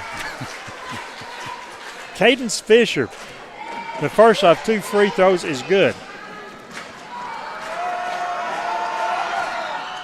The second one also good. Matter of fact, the first foul shots that they have taken in the game. There you go. Who made that one? That was Smith. Smith. 4 of those in the third quarter. Man, this team can shoot. Now, so far they haven't done it away from home. That's the next challenge. Right. Of course, they've only had one opportunity. They'll get 2 next week on Tuesday night, Campbell County, and on Thursday night at Loudon. Coach Aiden was beside himself after that game Thursday night. I mean, he just couldn't believe they shot the ball as poorly as they did, but what a turnaround since then. You know, you got it's happened for years. If you live by that 3, you're going to die by that 3 a lot. But you know what? When you got number 24 inside, you're not going to completely live by the 3. I'm sorry, 34. 34, yep, 34. Bounce pass goes inside to Goodman. She's wrapped up in the foul. That'll be number 21, Erin Bruton. What is JC? Is she a sophomore? Or she's a sophomore. She's a senior, right? JC is? I think she's a senior. Well, don't you have it right there? No. Right here. Oh, I'm sorry, junior. Well, she's a junior. Yeah. She's a junior. I'm sorry. I was thinking of Hope Duncan, who is a senior. There's another foul inside. Smith was fouled this time. It's first game of the season for us, and speaking for myself, I'm very much H. Keaton in that first game form. Usually that's me making that comment. 2:50 to go in the third quarter. Highlanders lead 50-22. Yep. Smith back outside to Sharp. There's her 3. Yes, count it. Maya Sharp. Looks like 31 point to me. 53-22. Halls now with the basketball, trailing. Hunter still staying at man D. Pass deflected, picked up by Amy Llewellyn. Llewellyn in the game now. Gives it over to Risden. Yes. And a shot off the glass. Who made that? I couldn't see. That was Risden, wasn't it? Yes. Sage Risden. And again, these freshmen, man, this is their 4th game of varsity basketball. So where are they going to be in January and February? And then where are they going to be next year? I mean, the future is bright for Lady Highlander basketball. But this team, Coach Yaden talked on the round table last week about how much his team bought in last year and how they've stayed bought in since then. If they continue to be bought in and just believe in the process, I mean, they could hang multiple banners over the next few years. Backdoor pass, Good blocked by block. Rogers on the shot. Might have got a hand on the second did. time. And the third time, that'll be Rising, I think, picking up the foul from the side. On Sage, that's her second personal foul. Marley Baines going to the foul line. Awarded 2 tosses with 1 minute 52 seconds to go in the third quarter. That toss good. And by the way, just in case that you think that they don't, when I made that mistake, I'll tell you about my mistake in a minute, Rick. Oh, okay. I was sure you were going to back out of that. You made a mistake? Well, I thought I did. But no, the mistake I made where Elaine is watching from, just in case you think because of that they don't pump this game all the way up to Smoky, Austin Lau is watching from Smoky Junction tonight. There we go. I knew there was a Lau somewhere on Smoky that was watching us. Into Rogers, turns off the glass, comes up a little short. The rebound inside, that was Bella Wires. She may be the smallest player on the floor. And the jumper off the left corner by Cadence Fisher. The jumper the other way, Smith, it won't go. Rising trying to get the rebound, could not. 55-27, Lady Highlanders with the advantage.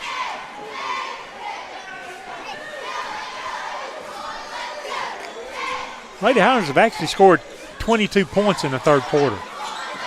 Not bad output, is it? No. Not bad at all. The tie up, the jump ball, the alternating possession. Lady Highlanders. You've got Amy Lou Allen, Maya Smith, Addie Rogers, Callie Strunk, and Sage Rising. Now it looks like coming back in the game will be Maya Sharp. Over to Rising to Sharp. The cutter through, trying to get it to Strunk, knocked away from her. Number 24 is having to fight her way about every step she takes. Callie will try to inbound for the Highlanders from the right baseline. Pass is deflected.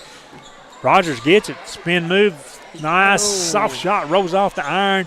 And fighting for the rebound, they'll give it to Halls off the hand of Callie Strunk. Ever since that one went halfway down on her and then rimmed out, it's like there's a bucket or a lid on the bucket down there for her. She can't get one to fall.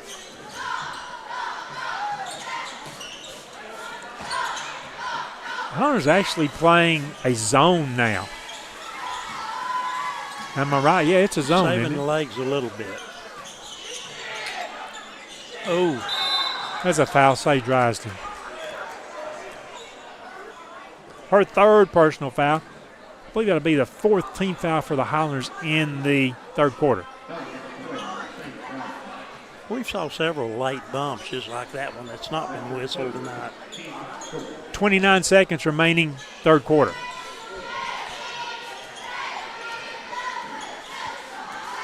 Highlanders definitely man-to-man. They're keeping somebody in the middle of the paint. It's deflected that time. Did Rising deflect it? I didn't catch it. Strunk slows it down at midcourt. 10 seconds. Callie drives left around her defender. Tosses it back to Rising. Rising out of the corner. Her three in and out. Rebound. That'll be Wires. Wires looks down court, and they cannot get a shot off. So after three quarters of play from Highlander Gym, it's our Lady Highlanders 55, the visiting Halls Lady Devils 27. We'll be back after this message. Danny's Drugs has been dedicated to providing patients with quality healthcare services since 1966. From our beginnings as a fountain drugstore to our current location on the 4th Lane in Oneida, one thing has remained the same: exceptional service. Our staff of highly motivated and carefully trained professionals understand your needs and respond to them in a personal and friendly manner. Our staff works together as a team to provide the finest patient care available. That's Danny's Drugs, putting patients first since 1966. Relive the moments that made history.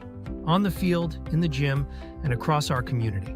From thrilling game-winning plays to unforgettable graduations, SFN has over 1,600 videos ready to watch anytime. Join sfn.tv for just $4.99 a month and unlock decades of local memories. Want to own a piece of history? Visit sfn.tv for digital downloads and DVDs of your favorite events. Subscribe or shop today at sfn.tv, your home for local sports and community memories. We're ready to start the fourth quarter. It will be Hall's ball. Lady Highlanders in the third quarter outscore Halls 22-7. Pretty good quarter of work.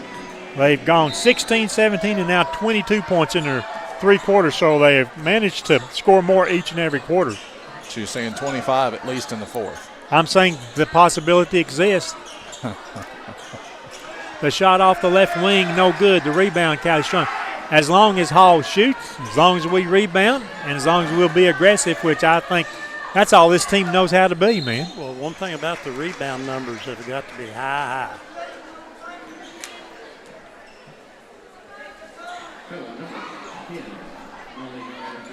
And coming up after the game, don't forget, we'll have our Danny King Lumber post game, and we'll take a look at the individual scoring for both teams and maybe some other stats coming our way after the game. We'll have like rebounds, assists, and things like that. The pass for Rogers is deflected. Hall's going the other way with it.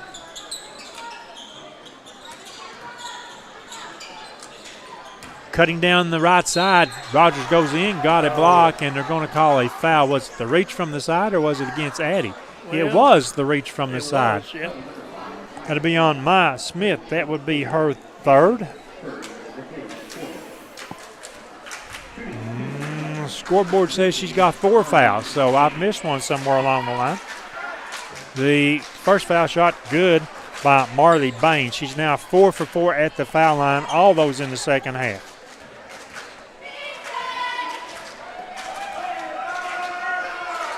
Second toss also good. She's 4 for 4. 55-29, Highlanders with the advantage with the basketball, trying to set up their offense. There's our buddy Connor Hudson coming in, Ben. Callie was expecting Addie to break harder down the lane. She didn't, so the steal and the shot at the other end was no good by Halls. They got the rebound, setting up their offense again.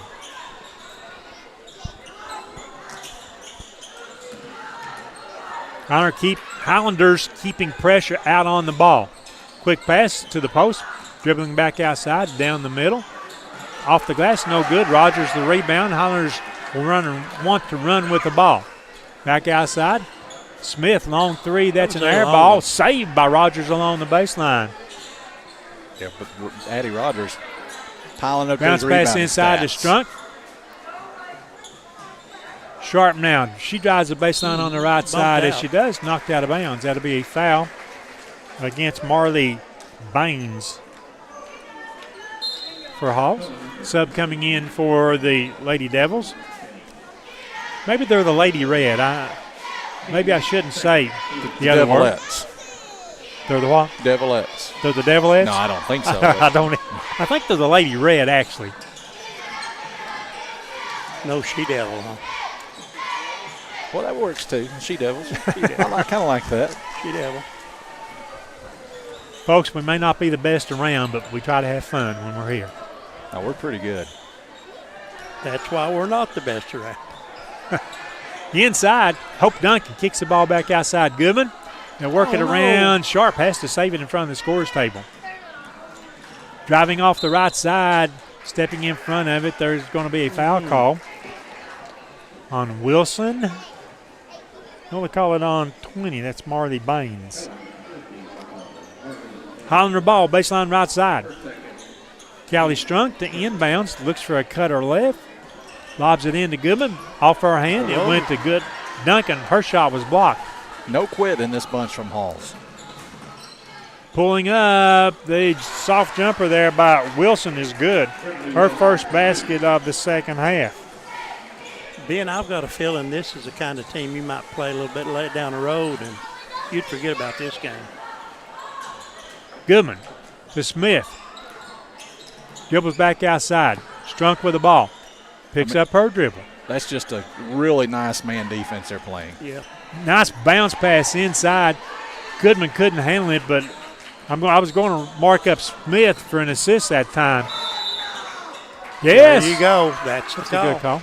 As Callie Strunk plants her feet, stands tall, and Wilson picks up her third personal foul. Subs waiting to come in for the Highlanders. Looks like Sage Risden and Amy Llewellyn. That's not the replay I was looking for. Staying on the floor, Maya Sharp, Hope Duncan, and J.C. Goodman.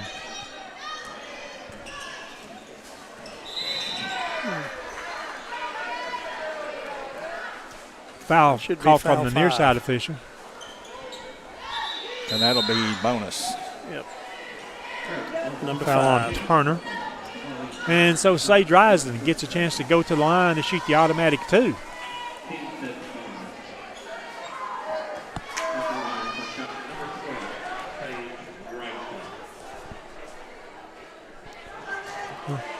You want to do it now or wait there? Just whatever you want. Ben and I are having a discussion. He's using sign language and I'm using my voice box. As Risden missed that first foul shot opportunity. And neither one of them went, huh? No, I did, I just didn't say it out loud. As Sage Risden makes the second of her 2 foul shots. 56-31, Highlanders with the advantage. Halls with a basketball. Highlanders giving chase no matter where it goes. I got to say this. We've kept our motor going pretty good for almost 30 minutes here in this game.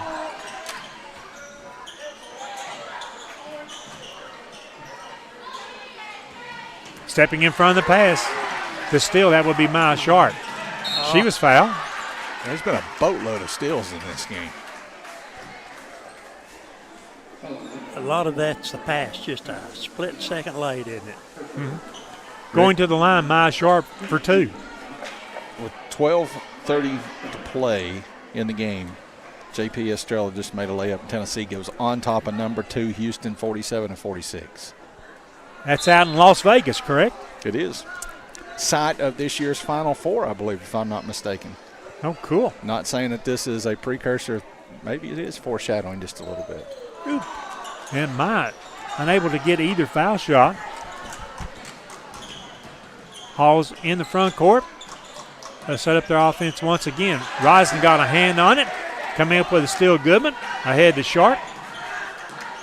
Back to Goodman. Top of the key, that 3 out. Bang! Yes. J.C. Goodman. We've seen a Goodman hit a shot or two like that over the years, haven't we? Yeah. Everybody shoots threes on that team. You're talking about the Goodman team, right?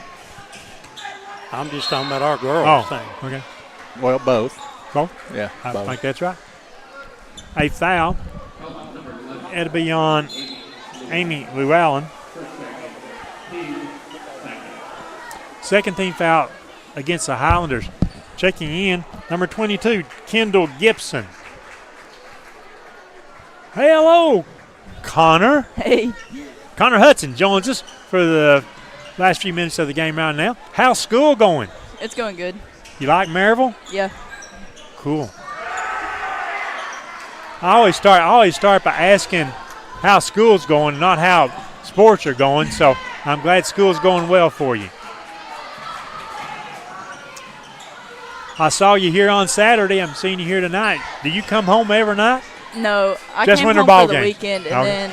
then today started our Thanksgiving break. So Okay.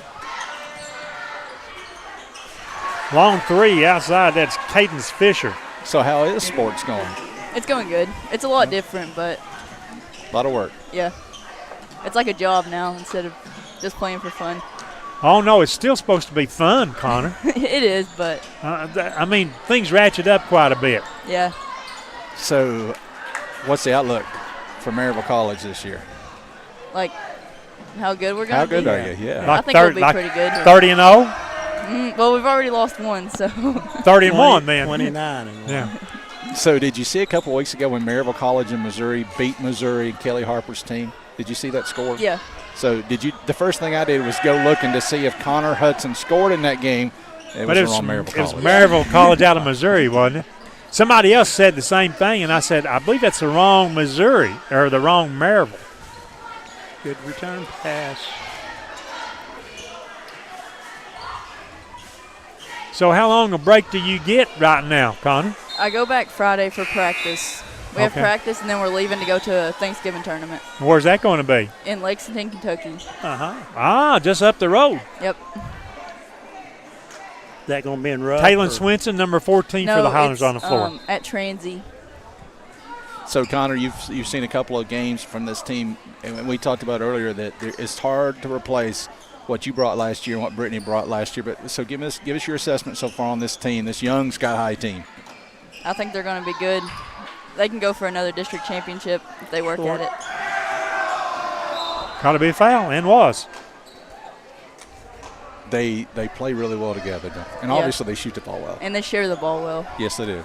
And their passing has really improved. I mean, since last season I was thinking, hey, how can we get the entry passes into Addie and stuff like that? But obviously these youngsters have worked real hard on their game. Yeah. So, Connor, you didn't play with these freshmen last year, but you did play with Maya Sharp, who was a freshman last year. Obviously, it was easy to see she had potential. Did you see this much potential in her last year? Now, you be honest. I didn't. I didn't. Really I don't know didn't. that I did either. She has lined it up so far. Yeah, she stepped up for sure. Cheyenne Bird at the line for the Highlanders missed the first foul shot. The second one also comes up short. Fighting for the rebound, saved by the Highlanders. Fighting for it. Looks like they're going to call, I'm thinking, a jump ball here. And possession staying with the Lady Highlanders. Who else has impressed you that you've seen so far, Connor? I think Callie stepped up with sharing the ball. Yeah. Yep. Yeah. And then Addie just doing her thing. I also think JC stepped up playing a role off the bench. Yes. Well, we've got to have somebody, developing a little bit to replace Addie. And there's JC fighting for that rebound, kept it alive. And the shot rose it off the rim. That was Kendall Gibson. 61-34 Lady Highlanders. So you played with Addie last year as she was a freshman last year, Connor. How many of these post moves that you've seen her put on here tonight did you teach her? I wouldn't say I taught her any of them, but You couldn't move that well because you had the bad knees, right? Yeah. Yeah. Speaking of that, yeah. How are your knees behaving? they're okay right now. A little sore, but nothing too bad. Take a little bit more of a pounding.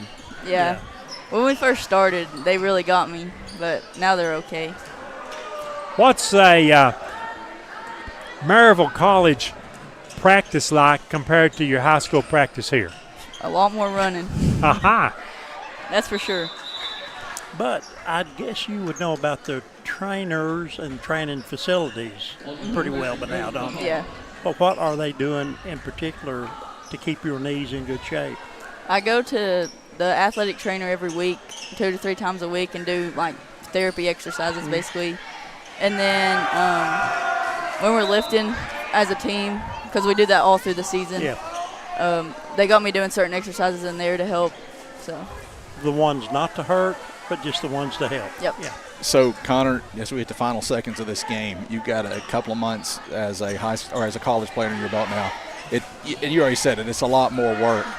What's your message to these young kids that might want to go play at that next level? Keep working. Anything's possible. And for you, that was your senior season when you were really healthy last year. Yep, that's for sure. And just, that's what you said, work at it, but stay with it. If it's the love and the passion you have for the sport, stay with it. Good things can happen. Yep. Hall's girls are having a lot of problem with their nose hitting that floor. Well, that was an offensive foul, to be fair. Yeah. Is that the same one that hit the floor a while ago? No. Okay.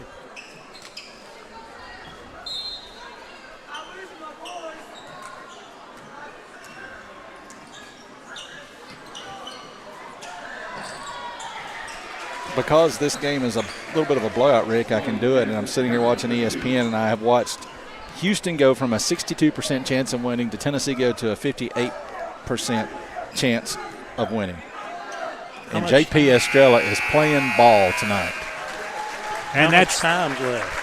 There is 10:45 to go in the game. Tennessee on top, 49-46. And that's the girls' final buzzer as the Lady Highlanders defeat Hall 61-36 tonight, 61-36. So a good performance by the Lady Highlanders to pick up their third win of the season as they are now 3-1. Halls falls to 0-3. We've got our scoring. We've got more coming your way in the Danny King Lumber postgame wrap-up. And we appreciate our special guest, Connor Hudson, being here tonight. Thank you all. Just out of the blue, Ben said, "You want to talk to her?" I said, "Do you?" He said, "Yeah." Everybody wants to talk to Connor Hudson. There we go. I don't know about that. They didn't ask me. I've been saying, yeah, let her talk. Connor, great to see you. Thank you all. Thanks. See you now. And we'll take a break. We'll be back with our post game right after these messages.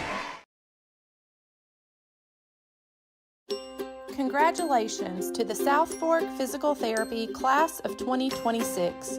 Through the years, it has been our privilege to be a part of these young people's lives. To all of these seniors, Highlanders, and Indians, we wish you a lifetime of health and happiness. Thank you for allowing South Fork Physical Therapy to be a part of your journey.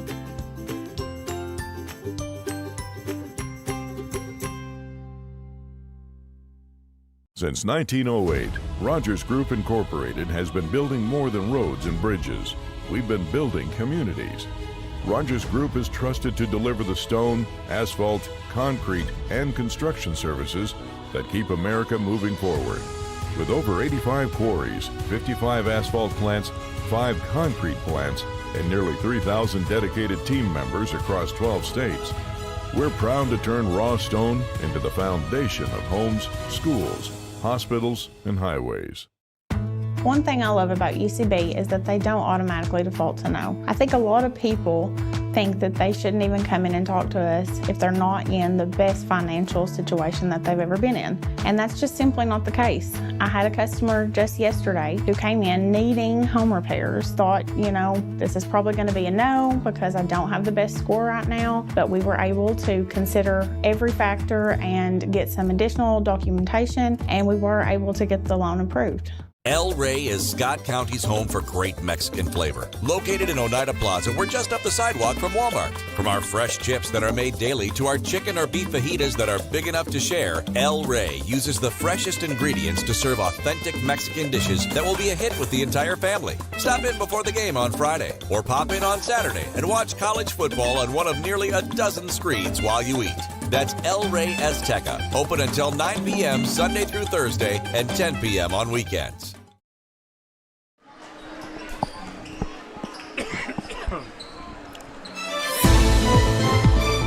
Welcome to the Danny King Lumber Post Game. Danny King Lumber, offering retail and wholesale lumber.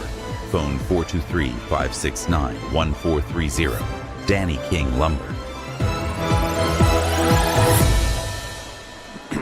Hey, welcome back into our Lady Highlander post-game wrap-up, brought to you by Danny King Lumber. Right off the bat, let's look at, while we're waiting on some other information to come in, let's talk about the game just a little bit. Lady Highlanders got off to a really good start, built a comfortable lead, 19-12 at the end of the first quarter. I'll take it back, 16-12 at the end of the first quarter.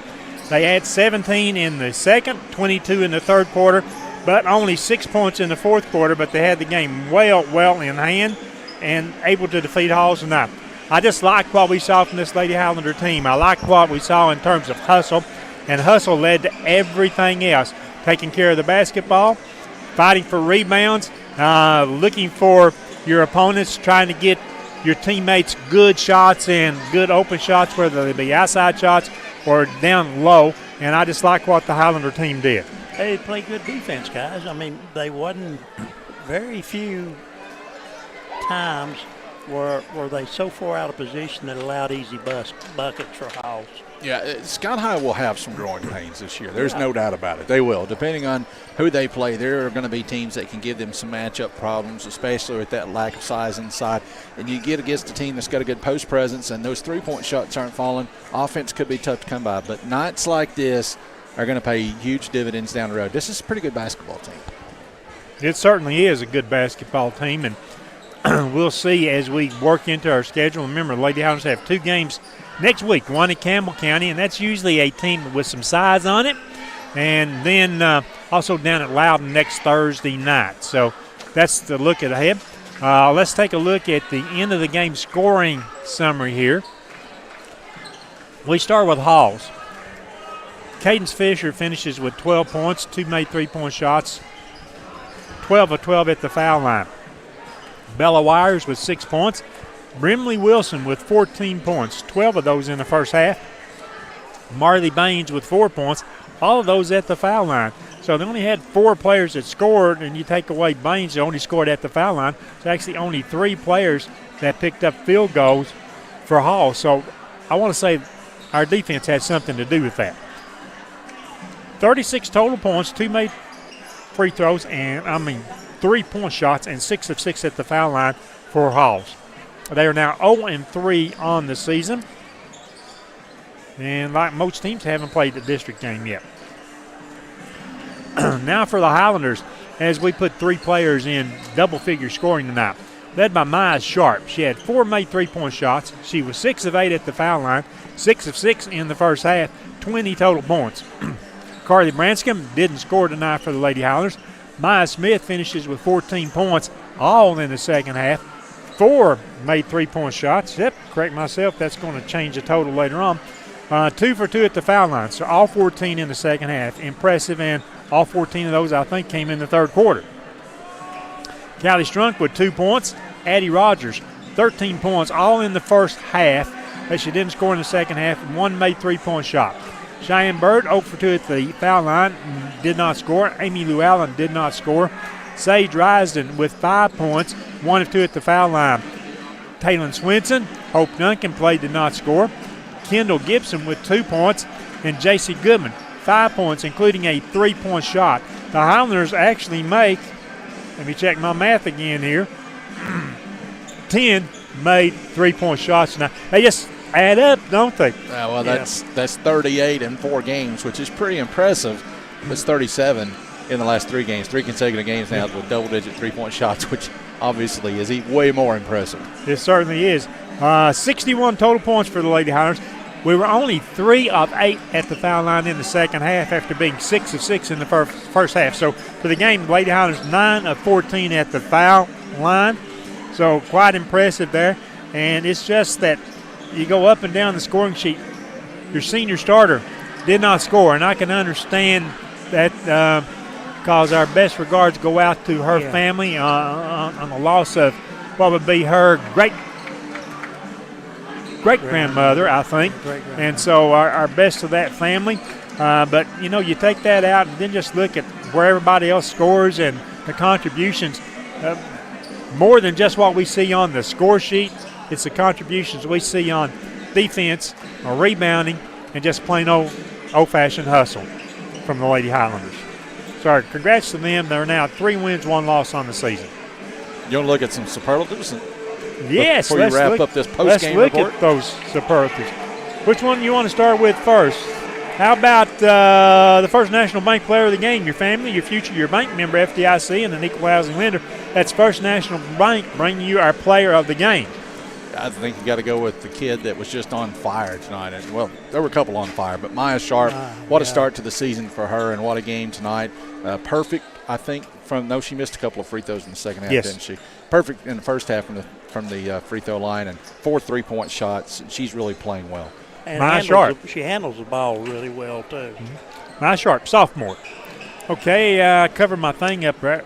How about our Trophy Master Hustle Award? For over 20 years, they've been serving our community. They, being Tony and Jeannie Duncan, South Main Street in Oneida, high-quality sports apparel. They've also got signs, trophies, plaques, custom engraving. They've got it all. Our swag supplier, Trophy Masters, and our Hustle Award tonight would go to. So Travis and I are having an argument about this. He didn't get his vote in quick enough, and it goes to Callie Strunk. I concur. Callie does the little things that they don't show up on the scorebook, but we'll know when we get the final stat report a little bit later. She had a lot of assists tonight, but also she just pure hustle, and that's what this thing is. She hustles all over the floor. The next thing we've got, did we have a play of the game? If you spun one up there, our play of the game brought to you by Scott Morgan Farmers Co-op, 17451 Alberta Street. They're driven to serve. Our play of the game brought to you by Scott Morgan Farmers Co-op. Yes, I think you go back to that very first three-point shot because it kind of set the tone, and it was Maya Sharp from the corner, and that was just a sign of things to come tonight. Got this team started off on a really good note early. It certainly did. Do we have a Scholar Athlete we're going to do now? Let's do our Scholar Athlete, Ben. Our Scholar Athlete brought to you by One Bank of Tennessee. The service that won't be undone, same family-owned business since 1901. That's One Bank and our Scholar Athlete. And our Scholar Athlete, another kid we've already seen out here tonight playing, and that's Hope Duncan, the senior. She has a GPA of 4.04. That's amazing. Yes, it is, isn't it? For us three sitting up here, it is. That's well, amazing. I'm sorry. For me and H, it's amazing. I won't speak for you, Rick. I don't know about that. They tell me Rick was pretty smart back in high school. And, used to be 4 was as far up as it went, but now they go well beyond that. Well, yeah, they do. Back in my high school days, there's no such thing as the 4.0. It was 60, 70, 80, 90, 100 there on it. So congratulations on our superlatives. Let's take this break. When we come back, we'll start getting you ready for the boys matchup tonight. This Christmas, give the ultimate gift for the true fan in your life. The IHSN 2025 football season video collection. Every game, every highlight, every moment. Well, if we got time.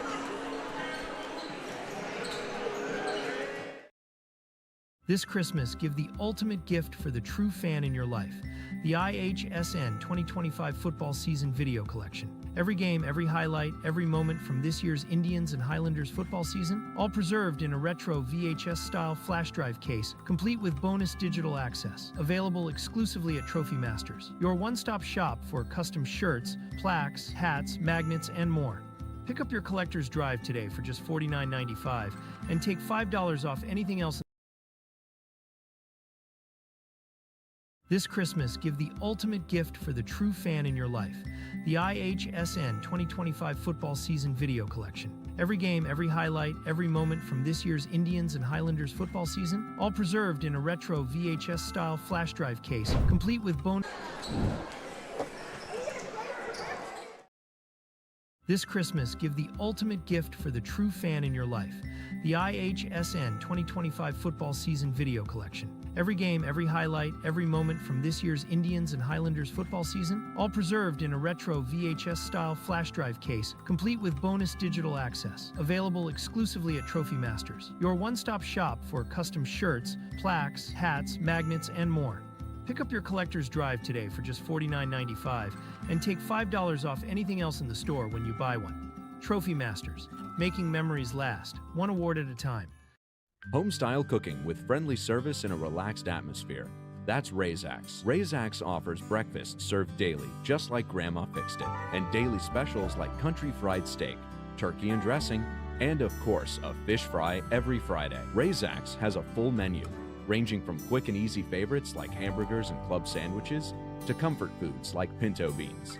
And you'll love something off the grill, like grade A cut sirloin, ribeye, or shrimp kebabs. Razax. Country cooking and great steaks. As we come back, once again, we want to remind you to thank all of our sponsors that bring you Indian and Highlander basketball on the IH Sports Network. This is our 4th year of basketball, or 5 years? I lose track of time. I think it is number 5. Yeah. There we go, man. So we had a good time in the first game as the Lady Highlanders pick up the win over the Hall's Lady Red, 61-36. So good job by the Lady Highlanders in that game. And I think we'll have sort of a carbon copy that maybe the score may not be like that, but I think we'll see a fast-paced game.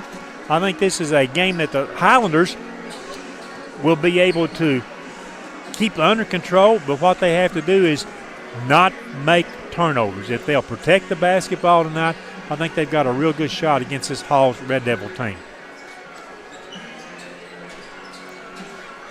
Looks like the teams have completed their warm-up, so we're just moments away from the starting lineups, which will be brought to you by McDonald's of Oneida. I want you to look at those Hall's uniforms. Do those not look exactly like Scott High's Absolutely. old silver Our gray uniforms? ones, yeah. Gray Absolutely. uniforms? Yeah. And you know Copycat. what? It doesn't, to me, it doesn't contrast enough against the home white that we wear. I know it's a different color. But I believe we've got a new set of grays ordered if they're not already here. So that'll give the Highlanders red, white, gray, and black uniforms. So I believe we already had gray, but I believe we've got new grays that have been ordered. So maybe they're already here.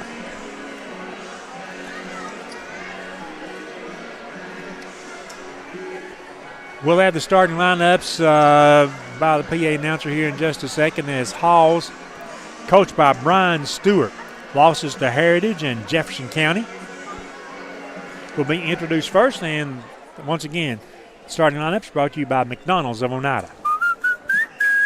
Starting lineup for the Hall's Red Devils. Number 0, Gage. Number 0 will be Gage Harold. Number 2, Number 2, Colton Hoffmeister. Number 4, Gavin Barbary. Number 5, Miles Comparato. Number 21, Wade Vandergrift. And they may have announced a player that I didn't have on number 4. I don't have them on the roster provided to me. So, right here. Now the starting lineup. Oh, okay. Didn't get it. Number 1, a senior, Jagan Morgan. Number 2, also a senior, Isaiah Washam.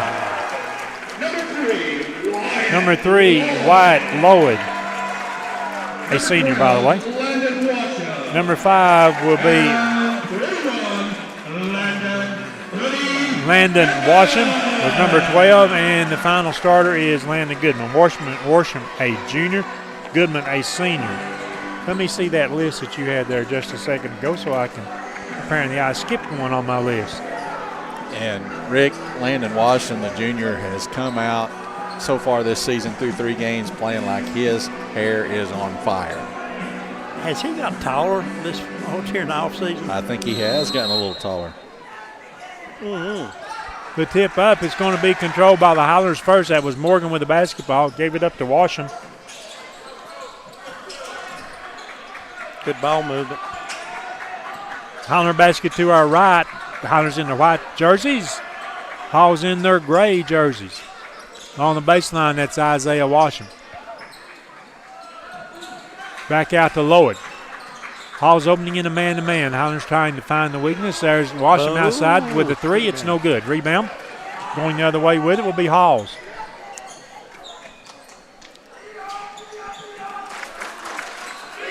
Highlanders, they also open in a man D.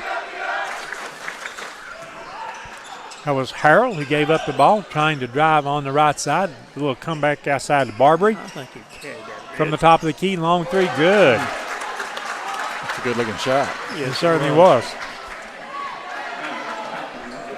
These two teams match up pretty well. Hunter's trying to answer the basket by Halls. As Goodman has the ball outside. Picks up the dribble, might have drug his foot. He did. Traveling violation call against the Highlanders. Got stuck in between, deciding what to do with the ball. This game against a 4A opponent will be a little bit of a challenge for the Highlanders tonight. I think it will require one of our best efforts.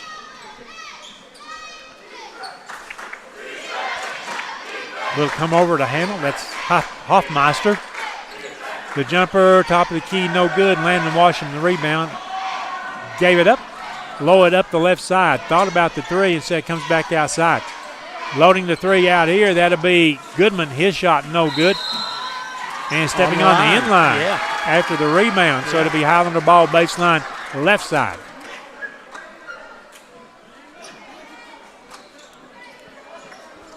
The inbound. Jagan Morgan. Morgan looks for the cutter under the basket, finally outside to Goodman. Back outside, Lloyd. Movement. Over to Washam. That's Landon. To Morgan once again. On Jagan. Starts to drive. Gave it up to Lloyd. From the foul line, he backs out to Goodman. Goodman in the corner. That is Washam. His three is no good, and the long rebound goes out of bounds. Early with 5:58 to go in the first quarter. Halls 3, Highlanders 0. Loretta Bodwell watching tonight, Rick, from Johnson City, Tennessee. And Don and Jill Branham watching. Doesn't say from where, but I imagine down in the Sunshine State. Yes. Landon might have walked with the ball first, gave it up on the turnover, going the other way quickly. That's Halls.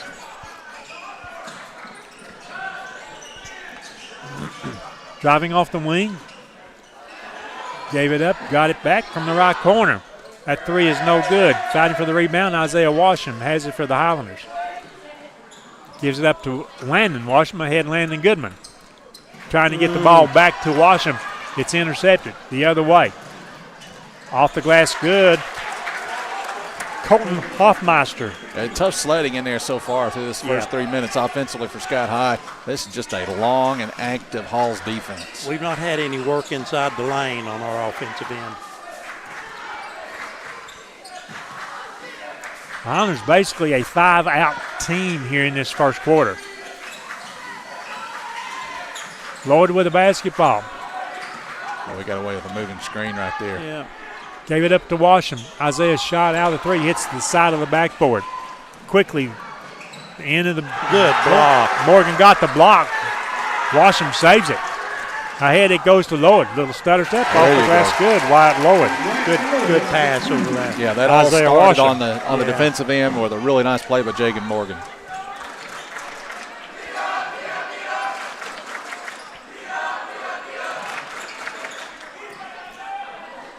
Halls against the Highlander man in the paint, falling down. Did he travel? He did. Turnover forced by the Highlander D.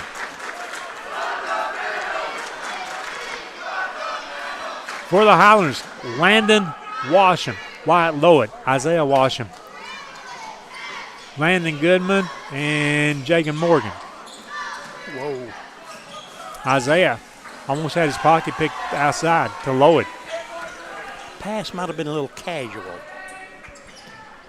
Good pass. Cutting there. along the baseline, Landon Washam with a basket. Beautiful find by Wyatt Lloyd. Nice finish. The Highlanders within one. 3:35 to go in the first quarter. Trying to get the steal. Lloyd does at midcourt. Took it away from the defender again, and Wyatt Lloyd scores. Doubled up good there. Oh, that was pretty. 6-5 Highlander lead. Driving from the right baseline with a little pump fake off the glass. That was good by Gage Harrell. Oh, a little too much. Highlanders throw it away at the other end. 1 point game, Hall 7, Highlanders 6. Sub in for Halls. Number 11 will be Noah Hodge. You kind of get a feeling this game isn't going to be won by running set offenses. You're saying some hustle plays are going to win it. I think it is. Up and down.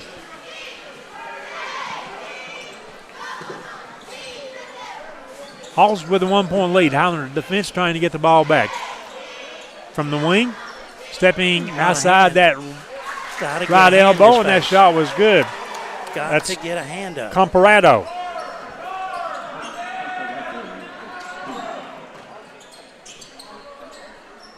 Highlanders setting up their offense.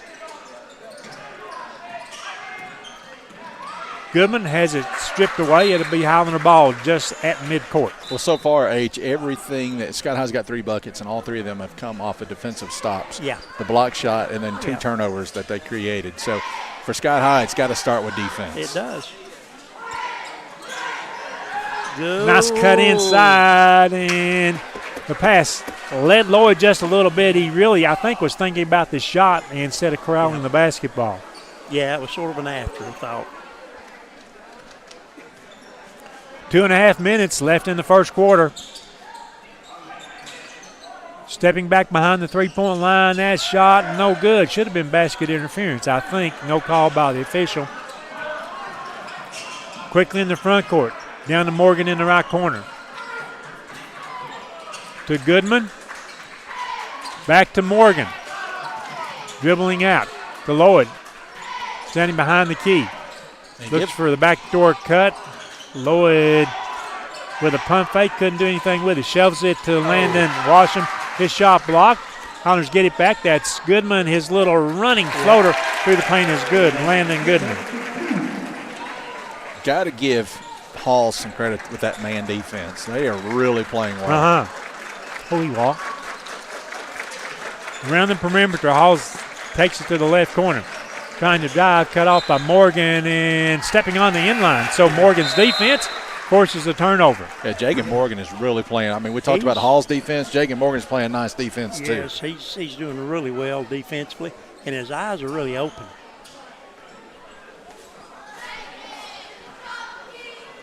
Morgan will bring the ball down the court. Highlanders trailing by 1 point, 9-8.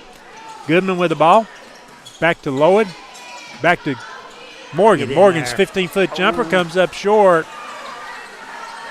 Hall's with the save, and Isaiah Washam picks up the backcourt foul. Yeah, that was a cheap foul, like a long ways away from the bucket right there. Long ways. That's getting charged a quarter for a 2-penny piece, isn't it?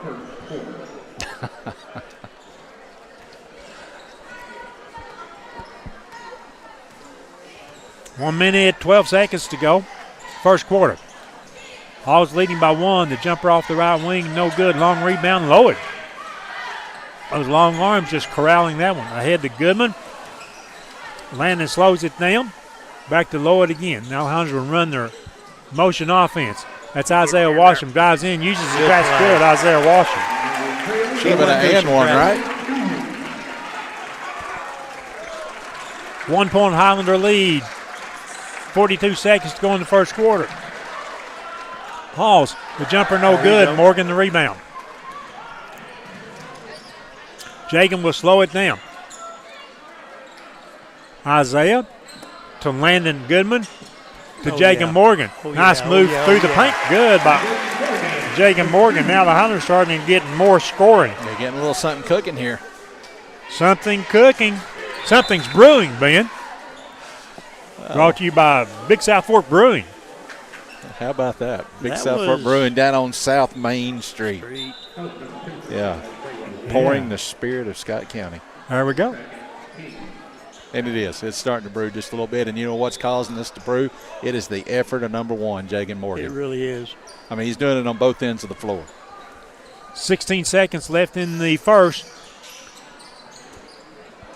Long three-point shot is no good. Landon Washam pulls the rebound down. He'll push it ahead. Brendan Brumman on the floor now for the Highlanders. Save that one to Lloyd. He drives up the left side with the hand. Yes. And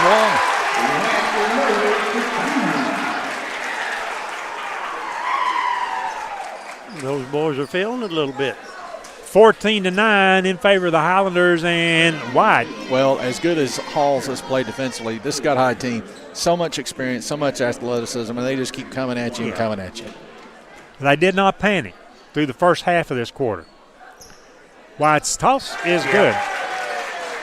15-9 Highlanders.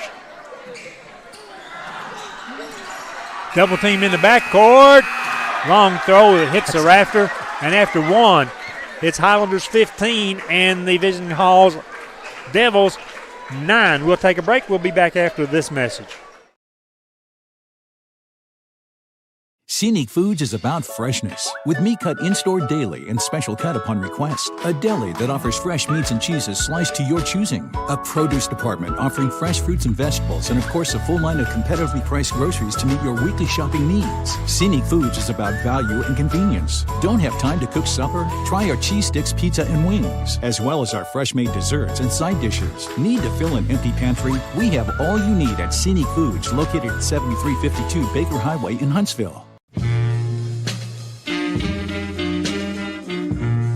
When you need physical therapy, don't just think of sports injuries and post-operative care. At South Fork Physical Therapy, we treat patients in all stages of life and with a wide variety of symptoms. From vertigo and headaches to hip pain and plantar fasciitis. The next time you need physical therapy, think South Fork Physical Therapy. From head to toe, we are here to help you. Hey, shout out to my old buddy, Audie Dean Lau, up here from Alabama, just walking across the court there. Had a birthday party a couple of weeks ago for him, even though his birthday's not till December. But it's the only time his family could get him up here, so he'll be 70 next month. That sounds old. Well, that's what I told him. And he said, "You're already there." And I said, "Yeah." I'm surprised he didn't tell you that he wears 70 a lot better than you do. He does. And unforced turnover by Halls. They get a sub coming back in. That'll be Comparado. Looks like they're trying to get another sub in. That'll be Marcus Soto, number 10. Jagan, when he gets in, that is. Morgan with the basketball. The Highlanders lead 15-9 as we start the second. Back to Landon Washam. To Wyatt Lloyd. Good. Lloyd, Good that was Washam rolling down the paint. Boy, that sure looked like a foul to me. Yeah. Who am I to complain? You never heard me complain, have you, Rick? I was going to say, you're the guy sitting up here. And they're the guys down there. If you don't, I do, okay? No elbows in your ear, Ben. Well, yeah, I'm the guy sitting up here, and they're the guys down there, and I believe I can still do a better job some nights, okay? Well, they get paid a lot more to call fouls than we do. How about that? Yeah. The jumper off the left wing, good by Comparado. Yeah, a couple of three-point shots from Halls is really what's kept them in this game so far. 3-point Highlander lead with the basketball. We lose the ball over on the left wing. Staying on the floor, Brendan Brummett. Also, Jagan Morgan, Landon Goodman, Wyatt Lloyd, and Landon Washington.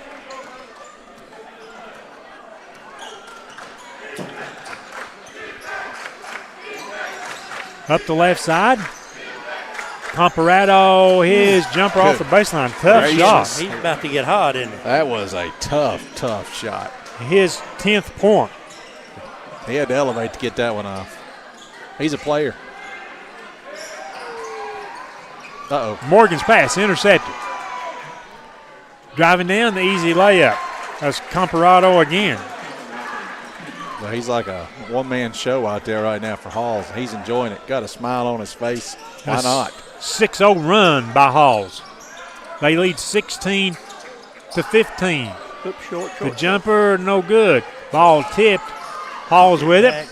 They toss ahead to Soto. He gave it up. Got it back. Pulls up 16 feet out. Shot no good.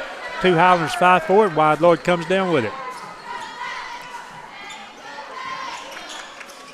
Trying to get it to Brummett and unable to do so. Now Goodman on the back door.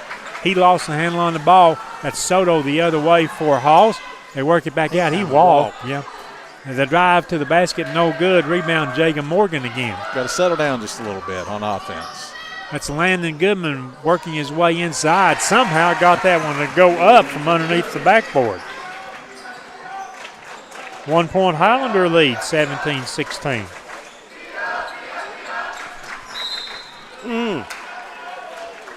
Tough foul out on the perimeter. Was that on Jagan? Yeah, that's a little on the cheap variety, but he made contact. First foul on Jagan, first team foul of the second quarter. And there's going to be a timeout taken on the floor. And who took the timeout? Yeah, I don't know, but we'll take the timeout to join the teams. Highlanders 17, Halls 16. One thing I love about UCB is that they don't automatically default to no. I think a lot of people think that they shouldn't even come in and talk to us if they're not in the best financial situation that they've ever been in. And that's just simply not the case. I had a customer just yesterday who came in needing home repairs, thought, this is probably going to be a no because I don't have the best score right now, but we were able to consider every factor and get some additional documentation, and we were able to get the loan approved. Ben watching another game over here, paying attention at least to the score, maybe not watching the game. That would be the UT basketball game. This is why you got to have multiple devices, and that's for everybody at home because we don't want them to turn us off because we're entertaining, right? Just you watch us on TV and watch Tennessee game on your iPad or vice versa. Absolutely. Say it again. Yeah. Yes, sir. Second quarter action, a little over 5 minutes remaining. Isaiah Washington back on the floor, has that takeaway for the Highlanders. Toss it behind him, Landon Goodman, the trailing three. Yes, good. Landon Goodman. And if he gets going, guys, watch out. Look out.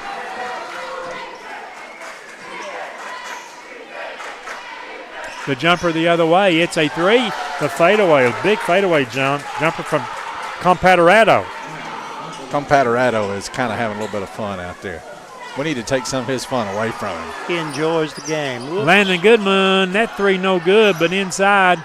The rebound, the putback won't go by Lloyd, and last touch by Highlander out of bounds. Matter of fact, Compaterado has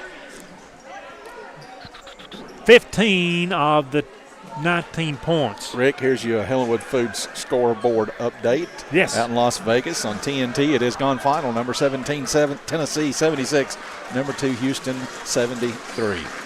Big win for Rick Barnes. What a win, Rick Barnes, yes. The pass manages to come up with it. Tough call. Oh, my goodness. Hey, Isaiah Washington just got the bad end of that. Now watch this. That is a horrible call. I mean, what's the argument there that Isaiah didn't give him room to come down when he's going for the ball on a pass? I mean, it's not like a shot attempt where you got to give him room to land. Unless there's a rule I'm unaware of. Isaiah Washington just picked up his third personal foul. That's just a tough call. I don't understand that one at all. No. The outside three, no good. The rebound, fighting for it. Knocked away. Devin Pruitt on the floor for the Highlanders. He wears number 4. Also a junior, I believe. Let's watch that one more time. I'd see what Isaiah did that warrants a foul right here. He has inside position. Up. Got the inside position. I just don't get that one at all. No. So he'll have to sit the remainder of the first half. Which is 3 minutes and 52 seconds now. Wraparound pass. It goes to Goodman out on the right wing. He needs a cutter to the basket. Instead, he'll drive back outside to Lloyd. Has his pocket picked from the side. Driving up to the left side. Going strong for the basket and one. As Wyatt Lloyd will pick up the foul. Trevor Lamb, also new on the floor, just picked up the basket and one.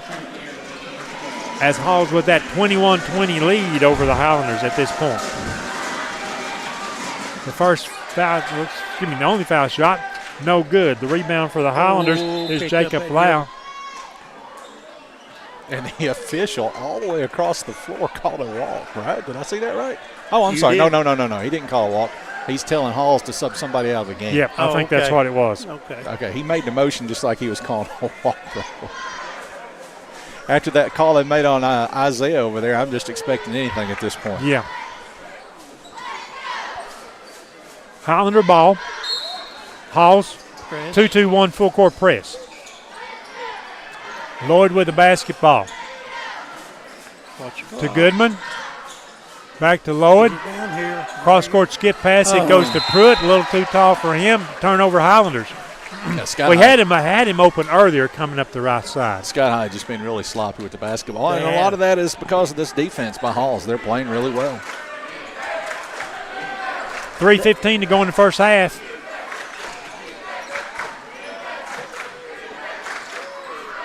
Out on the right wing in the Highlander 2-3 zone.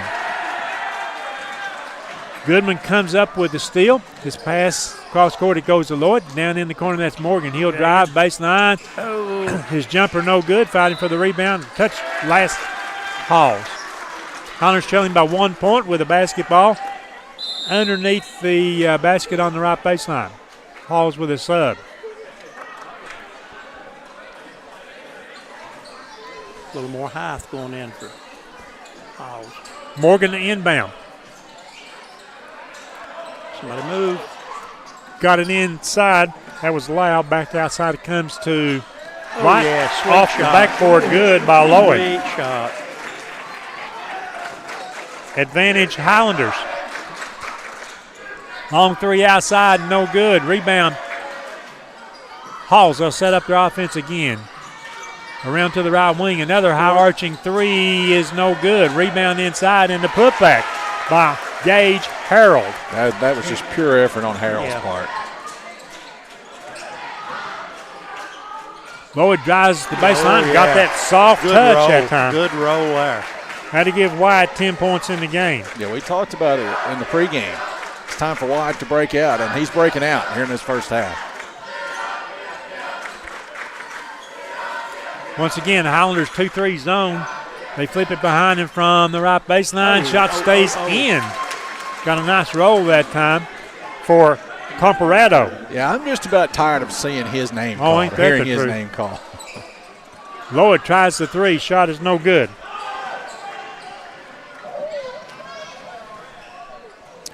Little reversing layup, no good. The alley pass. Ahead it goes to Morgan. Morgan tries to spin with the basketball, knocked away from him. Highlanders slow hauls down in the backcourt. 90 seconds, clock running in the first half.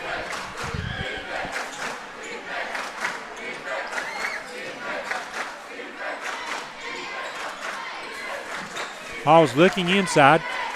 Now they'll bring it back out top of the key. Got the shooter's bounce on that one. That was Hoffmeister. Just credited as a 2-point basket. Goodman the other way for the Highlanders. He'll try a three. It's no good. Morgan fighting for it. Could not get the rebound. Look out. Oh, contact. And Wyatt Lloyd picking up the foul. His second. Foul count in this second quarter, Rick, 4-0. 4 on the Highlanders, none on Halls.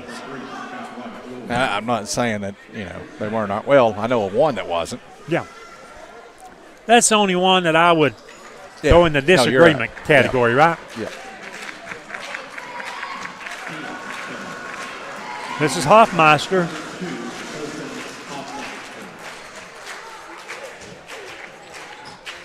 Makes one, got another one coming. 5-point lead. Now a 6-point lead as Hoffmeister makes the second free throw.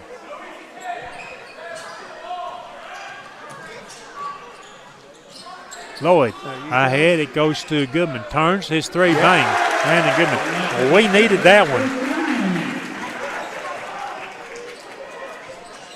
Trailing by 3, Highlanders in the final 35 seconds or so trying to get a stop. Defensive play. Halls along the baseline, back out to the left wing. That shot, no good. Rebound, Pruitt. He walked with it. Got away with it. Goodman with the ball. Needs some help. Back outside Pruitt. Coach Brent Ellis takes a timeout with 20 seconds to go. Let's join them real quick. It's 30-27. What are you pointing at? I'm pointing at this is a Nick Price Farm Bureau agent timeout. Nick Price Farm Bureau agency timeout.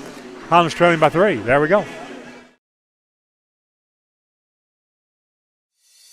Vigilance Security and Technology offers cutting-edge security solutions tailored for industrial, commercial, and residential spaces. With our 4K resolution cameras, expert installation, and comprehensive networking services, you'll experience unparalleled clarity and peace of mind. Secure your future with the team that goes the extra mile. Call Vigilance today. 423-286-3533.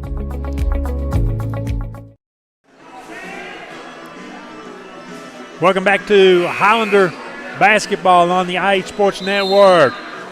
Travis, Ben, H, Rick. Back at home, Greg from Broadcast Central. We'll be joined at halftime by Lady Highlander head coach Rusty Yaden. 20 seconds to go in the first half. Highlanders find themselves trailing 30-27.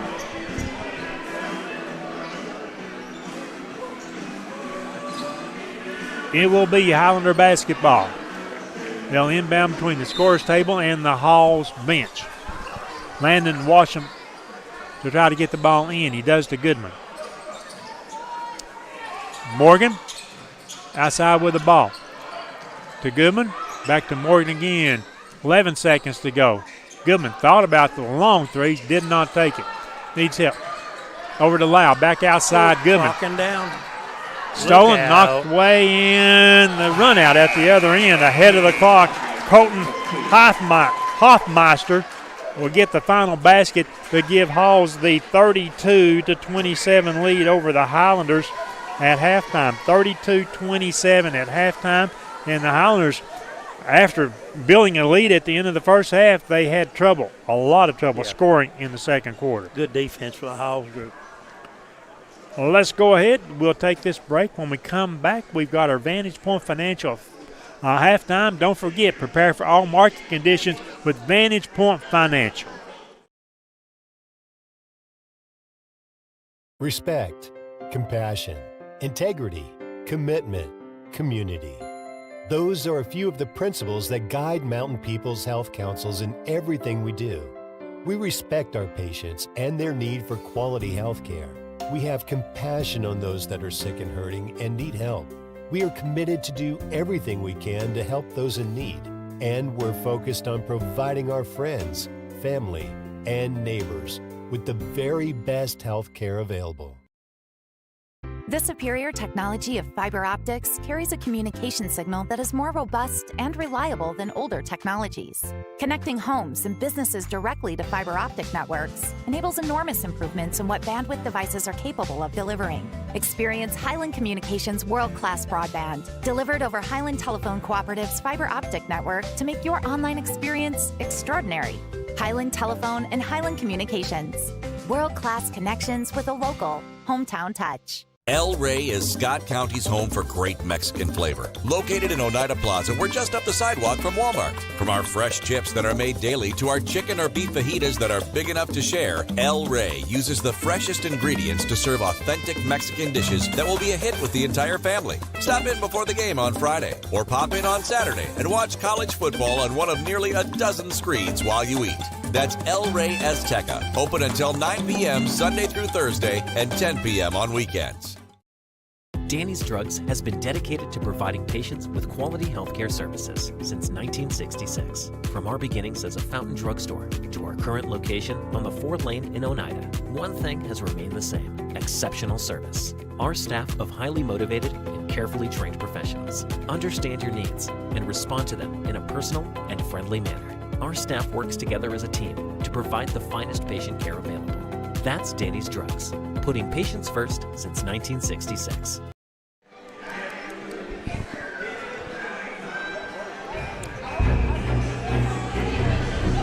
This is the Vantage Point Financial Halftime Report. Do you have the right financial advisor to help you reach your goals? Ameriprise Advisors can provide personalized, goal-based advice to help you feel more confident about your financial future. Call Vantage Point Financial Planning, a private wealth advisory practice of Ameriprise Financial Services, LLC, at 423-569-5055. Not FDIC or NCUA insured. No financial institution guarantee. May lose value. Securities offered by Ameriprise Financial Services, LLC. Member FINRA and SIPC.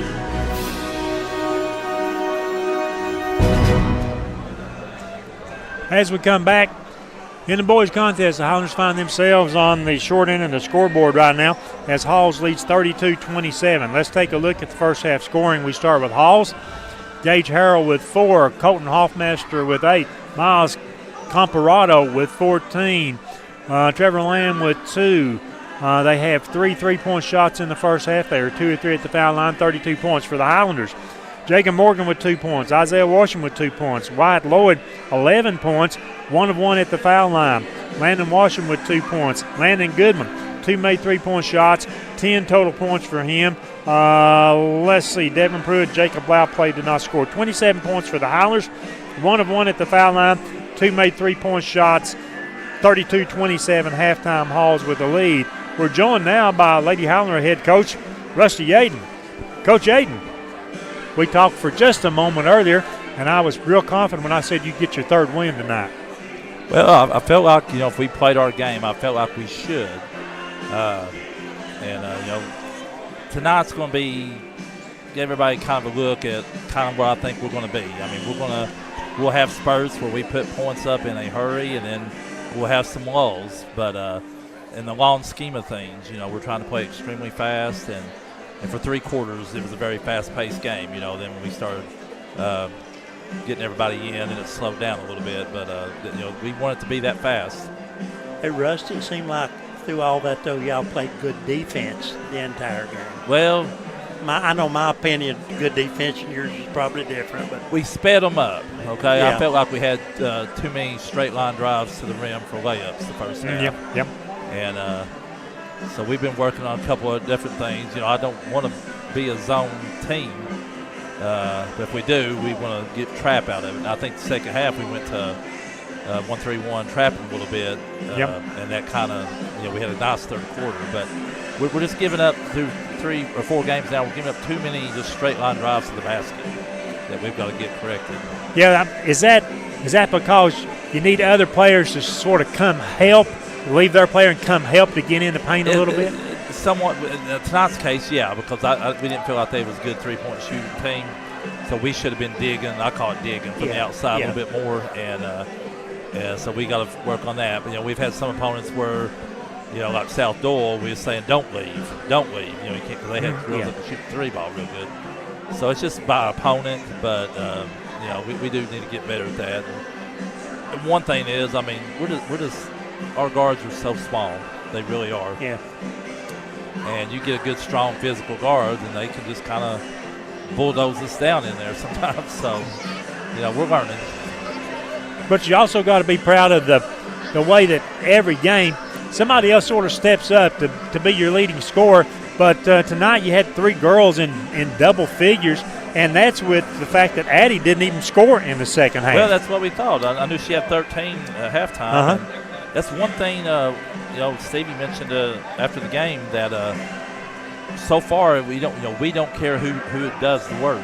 Right. The main thing is what we got on the scoreboard for the team. And then tonight the 2 Miles, were going well, especially Smith in the second half. And then Maya Sharp was good the whole game shooting. And so I like that, that we got various people that can score. I think Maya Smith had 14 points all in the third quarter. She can go on them binges like she did in the third quarter. And when she goes on them binges, it usually don't touch the rim. It's usually nothing but net, and you just get her the ball. So and girls are real good. We're finding the hot person. Just looking at stats here again tonight, this is kind of a carryover from Saturday. We had 21 made field goals tonight and 17 assists on them 21 made field goals. That's good. It seems to me, obviously you don't have Brittany Morrow and you don't have Connor Hudson, and you can't replace those, and we've already talked about that. And there are going to be nights where you really miss what they brought to this team, obviously. But it seems to me overall this team has got, like, your opponents are not going to be able to take away 1 or 2 weapons and shut you down as effectively as they were able to last year. As a team, it's more of a balanced approach offensively. So far it is. And I think that's a carryover also from like the style of play, Last year we pick and choose when we wanted to play fast, when we wanted to press a lot. This year it's pretty much just going to happen every game. and I think that style of play helps us. In that ball movement and getting people shots. And another good thing, I think you got everybody that you had dressed tonight got playing time tonight too. We've managed to do that in every game. Saturday, I think about the whole fourth quarter of the last game, the starters were done, and maybe except for a couple minutes early there, they were all done after 3 quarters tonight, and that gets them other girls varsity experience on top of all the JV games we're going to play. And that's what you need, especially with your other post players like JC and Hope. You need to get them minutes there. JC was good tonight. Yeah. We kind of had that lull before halftime, and she got that basket, and then I think she hit my favorite trailer 3 shots. Yes. I love trailer 3s. You probably get better practices out of kids when they're actually getting meaningful playing time, don't you? I think so. And just real plays. To play as fast as we're going to play, we've got to play 8-9 people all the time. How much fun, Rick and Rusty, is this district going to be this year? Obviously, Clinton, they've looked good so far. They're supposed to be good. Anderson County, we know will be good. They're senior laden as well. Union County beat South Green. Now, I had no idea what happened in that game. I just know it shocked me to see that score. And I said on the roundtable last week that I think your team is going to surprise some people. And based on what we've seen the last 3 games, obviously I'll stand by that. I think they are. So this district has probably got 4 teams that can beat anybody on any given night. I think it's pretty solid. And our style of play is so different than the other teams' play. So I'm hoping that plays into our advantage. It'll be nice to know when you start getting experience on other floors too, when you get away from here a little bit too. Yeah, if you can keep that momentum going and keep the shooting aspect on the opponent's floor, if we can do that, I think this team got a lot to look forward to. We've got to shoot it well. We're so small that we've got to shoot it well. Yeah. Well, there's no doubt that we say congratulations on the win tonight. Look pretty good. 2 tough games on the road next week, Campbell County and Loudon. Yep, so the girls, we lost at Loudon last year, so we need to go down there and fix that. But guys, it looks like they're about to start. I'll let you guys get back to it. Thank you. All right, thanks a lot to Lady Highlander head coach Rusty Yaden. And we are starting the second half as the Highlanders have the possession, trailing by a 5-point margin, 32-27. A cut along the baseline off the hand of Washam, turnover Highlanders. And there's a person who needs to find a way to stay on the floor. Yeah, he's got 3. Yeah, can't afford another foul. I know I'm Mr. Obvious over here, but yeah. Well, good point. Yeah.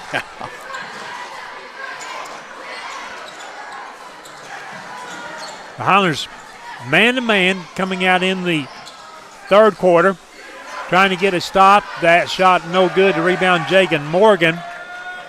And the Highlanders a chance again to cut into that 5-point deficit. Landon Goodman launches right away and no good. Landon good rebound. Washington with the rebound. Yeah. Really nice rebound. He gets good positioning, Well, Landon as that shot is no good, wide low of the rebound. Landon Washington's got the length. Just continue to be a little bit sloppy with the basketball. He walked. No call. The spinning to the basket, Gage Harold. 34-29. Highlanders still trailing by 5 this trip down. Ball comes back outside, and Morgan wanted to drive, shuffled it off, got it back. Still needs help to fade away in the paint. There you go. Jagan Morgan. Pretty play. Highlanders cut it to 3.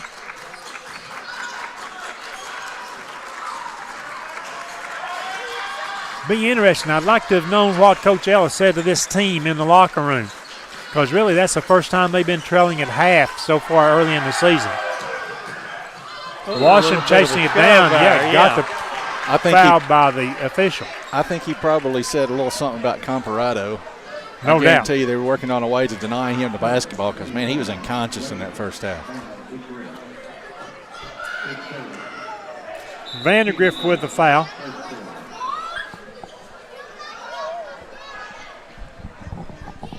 Sub in. And he's going to take a seat. Yep. I think he's a little bit, I don't know, is he holding his lower back? Yeah. Took a pretty good fall right there. So Coach Stewart gets a sub in for him. He'll not be over there long. See what the Highlanders can do this trip down. Hand off Morgan. He cuts through the right side off the basket. Good, Jagan Morgan. 1 point lead for Halls. And Morgan just continues to elevate his game. I mean, with the player that he has become is really tremendous. Soft jumper from the line. That was Vandergrift. His first points, I think, of the game. Wide Lloyd now pulls up that high arching shot. No good. Washam kicks it back outside. Setting up the offense back. Landon Washam with the ball. Finds Isaiah. Turns around. Soft floater.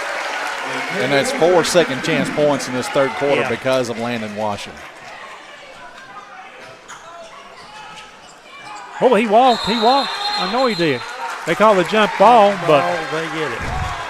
Well, let's just see if you're right, Rick. Just watch, Ben. Well, I think he walked because the ball was tied up. How about that? No difference. I mean, which came first, the walk or the tie-up? I thought the walk. Oh, I thought the walk did. Oh, that's a moving screen. Off the glass. That was Harrell again with another basket.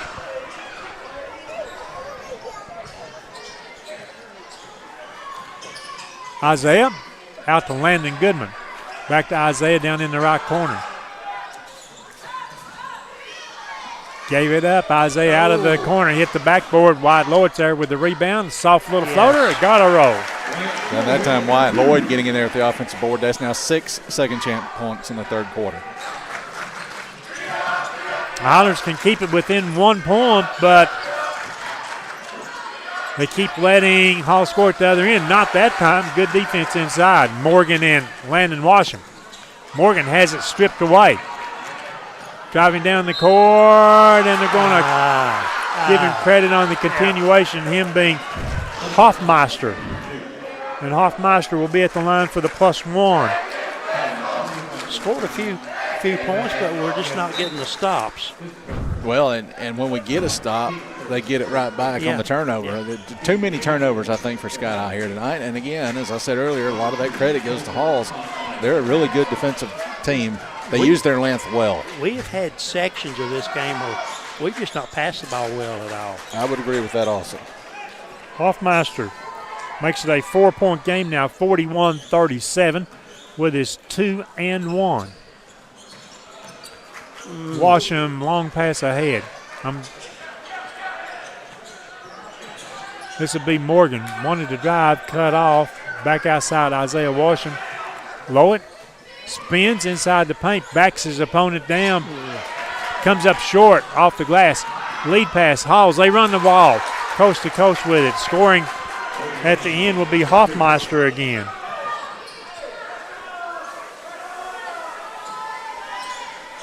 Well, almost a turnover, but saved by Lowett. He'll go in the paint, shoves a little pass inside. Morgan finishes it.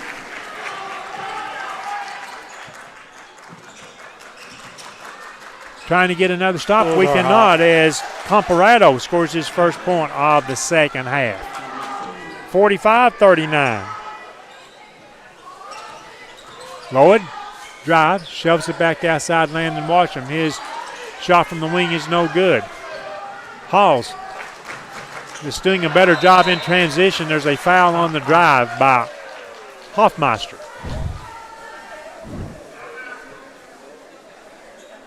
Hoffmeister and Comparado, they're the two engines that make this Halls team go. You build a team around them. Yeah, for sure. And Hoffmeister with that foul shot makes it now 45-39. And 46-39. Yeah, just a second ago it was a 1-point game, and Scott had the ball with the opportunity to take the lead, and man, Halls has turned it around. Well, student section didn't get a warning, but obviously the megaphone got taken away by the official.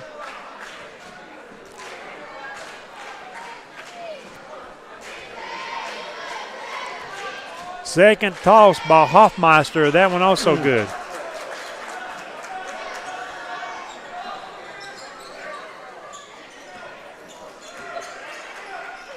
(46-39). Highlanders find themselves trailing by 7. Again, they give up the ball, not protecting the ball well in the third quarter. At the other end scoring, that's Hoffmeister. Timeout, I would think. And Coach L is taking a timeout. It's now 48-39 in favor of Halls. We step aside, we take a break. We'll return after this message, brought to you by Farm Bureau and agency manager Nick Price.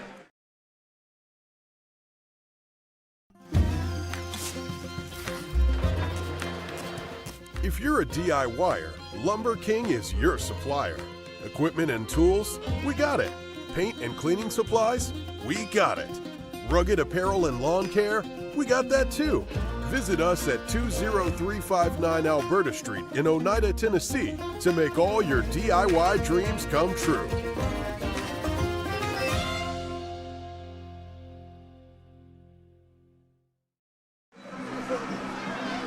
Need to start bringing a couple of players over there and pounding on them.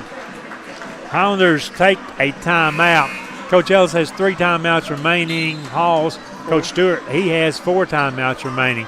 The Highlanders having trouble protecting the basketball in the last 2 or 3 minutes. We get close, but then we make an errant pass. We make a wrong dribble. Yeah, and Halls makes us pay. It was 40-39, and Scott had the ball with an opportunity to take the first lead since the second quarter, early second quarter. And since then, it's been tough. Lloyd, the handback, it goes to Goodman.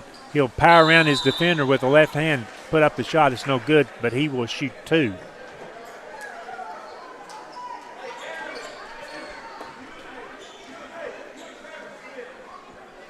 Believe it or not, this is only the second and third foul shot opportunities the Highlanders have had in the game.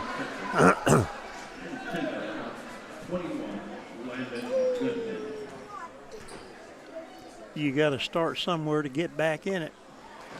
Comes up short on that throw. Wait till the next one then. I thought you weren't going to say anything during free throws this year, H. Didn't you talk about that earlier? Somebody did. Second toss is good. 40th point for the Highlanders. We still trail 49-40. And defense has to lead the way right now. Morgan got a hand on the shot attempt. He got the block, comes down with the basketball. Ahead it goes to Isaiah Washington. Lloyd tried to force a pass inside, taken away, running 2-on-1. Off the glass, good by Comparado. He still scored, and Landon Goodman was doing everything he could to foul him and push him to do whatever, even though there wasn't a foul there, but nevertheless, they scored. How long has it been since they've taken a shot more than 5 foot away from the bucket? They're getting penetration for sure. Yeah, they're very aggressive. They're beating us back down the floor. Morgan, floater in the paint, good. That'll be his 8th point of the third quarter. By the way, I think before that Morgan shot, I think that was the biggest lead of the game for Halls, am I right? 11 points, wasn't it? Yeah. Huh.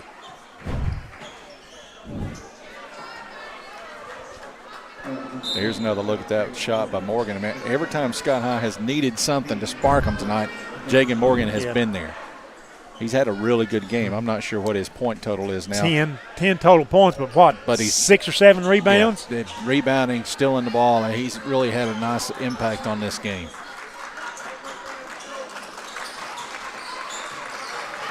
One minute, 18 seconds left in the third quarter. Hunters trailing by 9, trying to get another stop here if they can, and there's going to be a foul instead. That was the last foul to give for Scott High, so any more fouls in the last 1:11 of this third quarter, and Halls is going to be at the free throw line. You can commit a lot of fouls in 71 seconds. Third personal foul on Jagan Morgan. Halls with the inbound from the left baseline. Wrong pass. Driving in, we back off. Banks it off the glass. That was Noah Hodge, his first points of the game.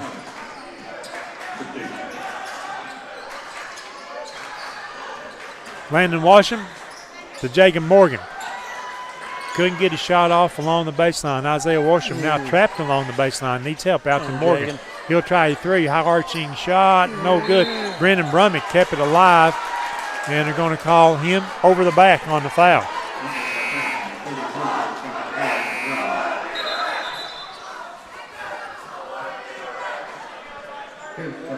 The 15th foul against the Highlanders, so we'll take that walk as for the final 43 seconds, Halls the automatic 2.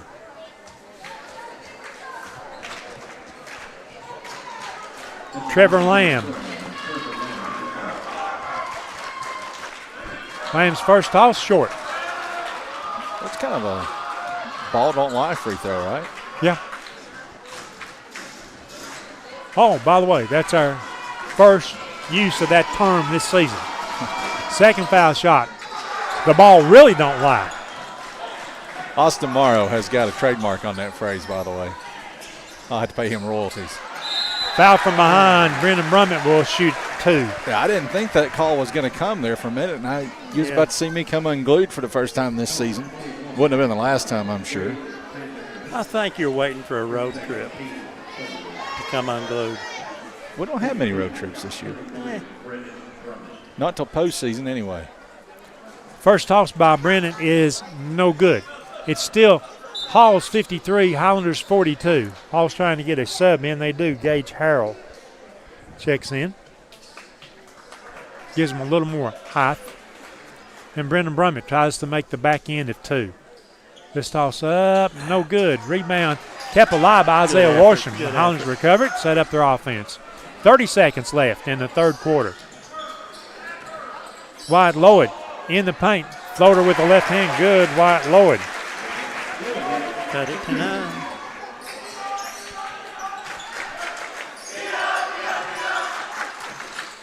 "12 seconds.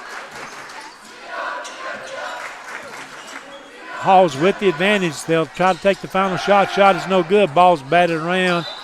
No! Did you tag that one, Ben? We'll check it out on our replay here. Yeah, maybe.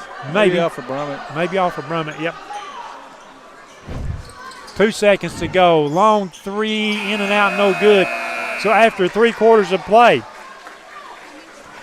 it's the Hall's Red Devils leading our Highlanders 53-44. We step aside, we catch a break. We'll be back for an exciting fourth quarter.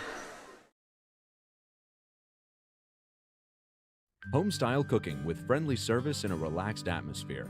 That's Razak's. Razak's offers breakfast served daily, just like Grandma fixed it, and daily specials like country fried steak, turkey and dressing, and of course, a fish fry every Friday. Razak's has a full menu, ranging from quick and easy favorites like hamburgers and club sandwiches to comfort foods like pinto beans. And you'll love something off the grill, like grade A cut sirloin, ribeye, or shrimp kebabs. Razak's, country cooking and great steaks. A local bank puts its customers first. A local bank is committed to giving back and being a community partner. A local bank is with you every step of the way and celebrates your success. A local bank is a familiar face that treats you like family. A local bank is big enough to serve you and small enough to know you by name. For 120 years, First National Bank has been Scott County's local bank. First National Bank, your family, your future, your bank. As we come back, it's fourth quarter from Highlander Gym in the boys basketball game. Our Highlanders find themselves on the short end of the scoreboard by 9 points. Hall's 53, Highlanders 44. We've got to see the Highlanders correct a couple things here. One, we've got to quit giving the ball over to Halls, and then we've got to be able to slow down their transition basketball. Yeah, 9 points, not an insurmountable lead by any stretch of the imagination. But the outside shot has not been there tonight for Scott High. It has been so tough. Highlanders open the quarter with the basketball. Hall stays man-to-man. Highlanders run their motion offense. Landon Washam, Isaiah Washam, Wyatt Lloyd, Jagan Morgan, and Brendan Brummett on the floor. The cut to Isaiah. Needs help. Over to Lloyd. Lloyd deep on the right wing. He wants to try to drive. Takes it up on the baseline. Turns around, spin move. Shot was no good. Might have got hit on the arm. Brummett took it away. Highlanders keep it alive. Landon Washam. His three-point shot is no good. Hawes get out. They run with the ball. Oh, he walked. End line. Hawes takes a timeout. They sort of bail out the other team. With 7:17 to go in the game, it's 53-44 Hawes with the lead. This will be a Nick Price Farm Bureau Insurance timeout.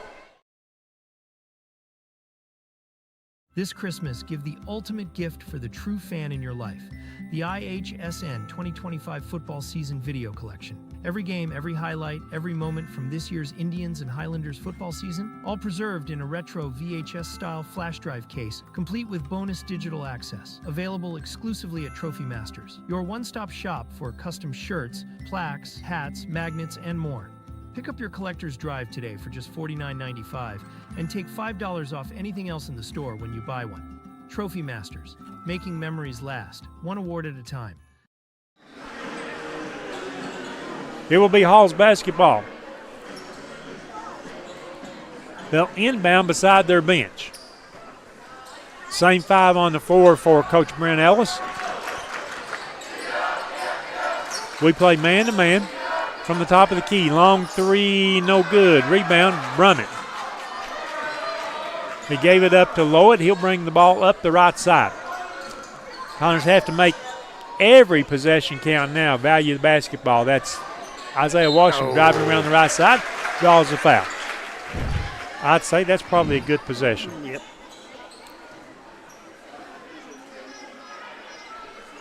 So Isaiah to shoot 2.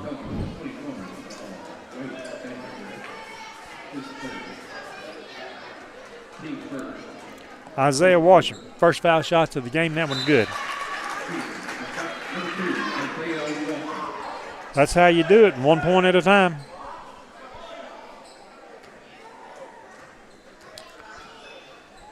Isaiah to make it a 7-point game, and does. Now you throw a little defense into that. Or let's just say some takeaways. Well, one of the first things you do is you sort of take Halls out of transition by making the foul shots, and you can go down and play defense. But as I say that, tremendous one-on-one move by Vandegrift. Yeah, that was well defended.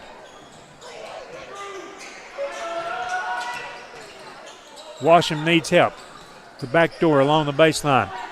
Oh. Jacob Morgan, I think, got hobbling a little bit, got a cramp. They'll call a foul on Hoffmeister. You know, in college this year with the new rule, that might have counted. Yeah.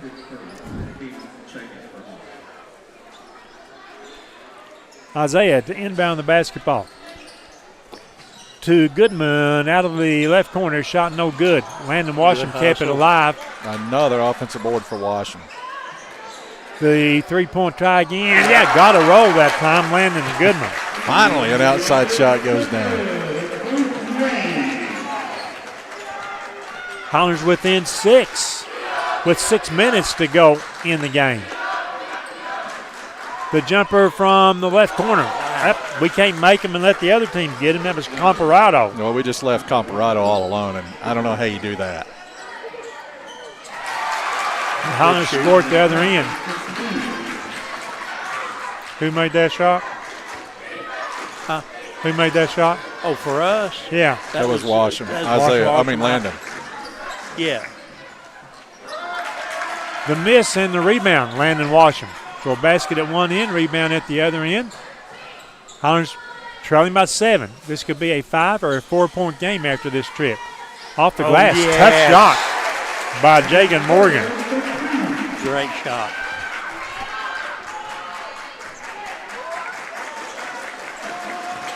Need to get the stop.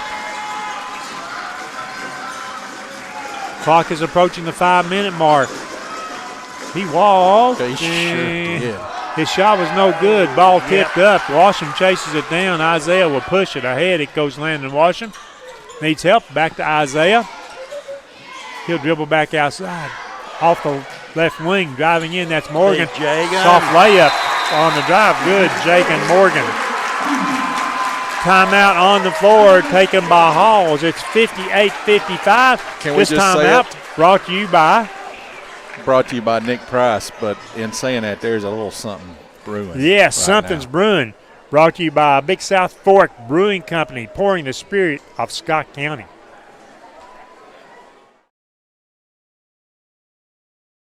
Since 1908, Rogers Group Incorporated has been building more than roads and bridges. We've been building communities. Rogers Group is trusted to deliver the stone, asphalt, concrete, and construction services that keep America moving forward. With over 85 quarries, 55 asphalt plants, 5 concrete plants, and nearly 3,000 dedicated team members across 12 states, we're proud to turn raw stone into the foundation of homes, schools, hospitals, and highways. Once again, we thank Nick Price, agency manager at Farm Bureau Insurance, for bringing you the timeout. Call him at 423-569-5118. If that's not the right number, look it up in the telephone directory. It is the right number. I think it is the right number, though, yep. So Scott High has done a really nice job here in this fourth quarter, clawing back. One possession game for the first time since it was 40-39. They've got some stops. That's where you start by getting the stop. a 6-0 run by the Highlanders. And White Lloyd steps around the player, got the ball.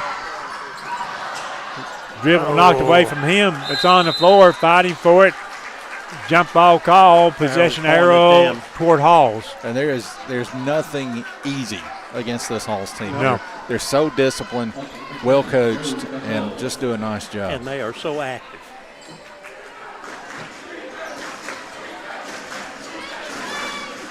Highlanders man-to-man press. Hoffmeister picked up the dribble, gave it up, got it back, walked. You've been asking for it, and they finally called it. I'm not sure that one was the most obvious one that they've had, but we'll take it. Hey, you know what? Our football team makes a pretty good cheer squad. I want you to go over there and tell a couple of those boys, like big old Eli Kidd, that he's a good cheerleader. I'll do it. Morgan drives down the paint, shot is blocked, picked up by Halls. They'll push it ahead with Barbary. Now driving in, that's an offensive push off. That is, that's obvious. You got to make that call. The miss, but the rebound by the Highlanders. White, Lloyd, and a foul. That'll be on Miles Comparado. And all of a sudden, you look at the foul count, it's been just reverse of this the entire game, but in this fourth quarter, they got 3, we got none. So the free throw line may come into effect down the stretch here.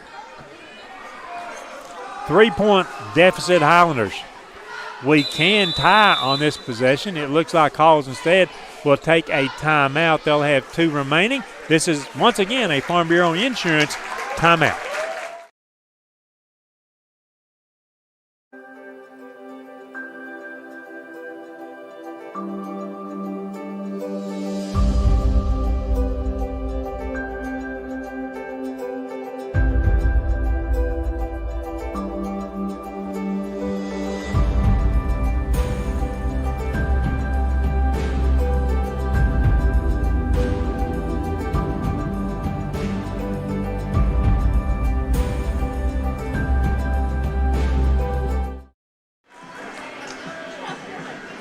Welcome back to Highlander Basketball on the IH Sports Network. Our next broadcast of Highlander Basketball on the IH Sports Network will be on December the 9th here at home against the Kingston Yellow Jackets. And you said earlier we picked a good one to start with. This has been fun tonight. We sure did. A fine ball game. But with us being Kingston is coming in on the 9th, that one could be even better. That'll be a good game, I believe. That may be a fun night. Isaiah Washington with the basketball. A little 3-2 zone employed by Halls this trip. Little change up. Morgan with the basketball.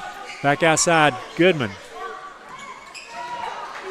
He picks up his dribble. Morgan comes out to handle the basketball. Over to Lloyd deep on the right side. 3 minutes, 14 seconds to go. Landon Goodman, he says, I'll try a 3. No good. Jacob Morgan rebound and stick back. It's a 1-point game. What a game by Jagan Morgan. He is playing ball tonight. Long 3, no good. Goodman the rebound. Highlanders a chance to regain the lead. Been a long time since we had that advantage. Inside it goes to Goodman. Pump fake. Turns with the left hand off the glass. There's the lead. Get a lead back. First one since early second quarter.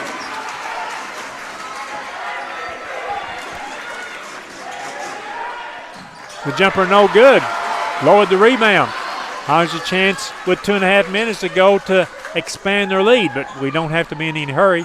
And Lloyd stands out there and he says, yeah, let's look over this zone a little bit and we will take our time.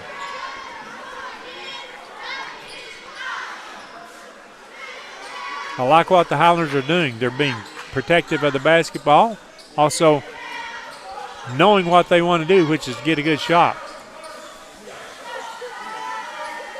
Landon Washam gives it right back to Lloyd. Lloyd, long skip pass. It goes to Landon Washam inside Jacob Morgan. Oh, couldn't get that easy jumper to go. He won't miss many of them. Halls quickly in the front court. Pass is intercepted, stolen by Landon Washam. 1:45 to go. Isaiah needs help. Gives it up to Lloyd. 1.5 minutes.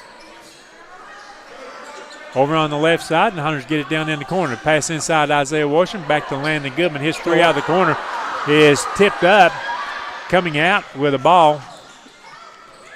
That was Washington. Bounce pass inside Isaiah. Assist Jagan Morgan. Really nice patience. Now got to play defense with a 3-point lead. Another stop. One more 70 stop. seconds to go in the game. Call the block foul against Landon Goodman. That's only our first foul this quarter. I don't know. We were screened a little bit because of the players in the way, but it sure looked like he was set. I think he was set. How about one more look? One more look.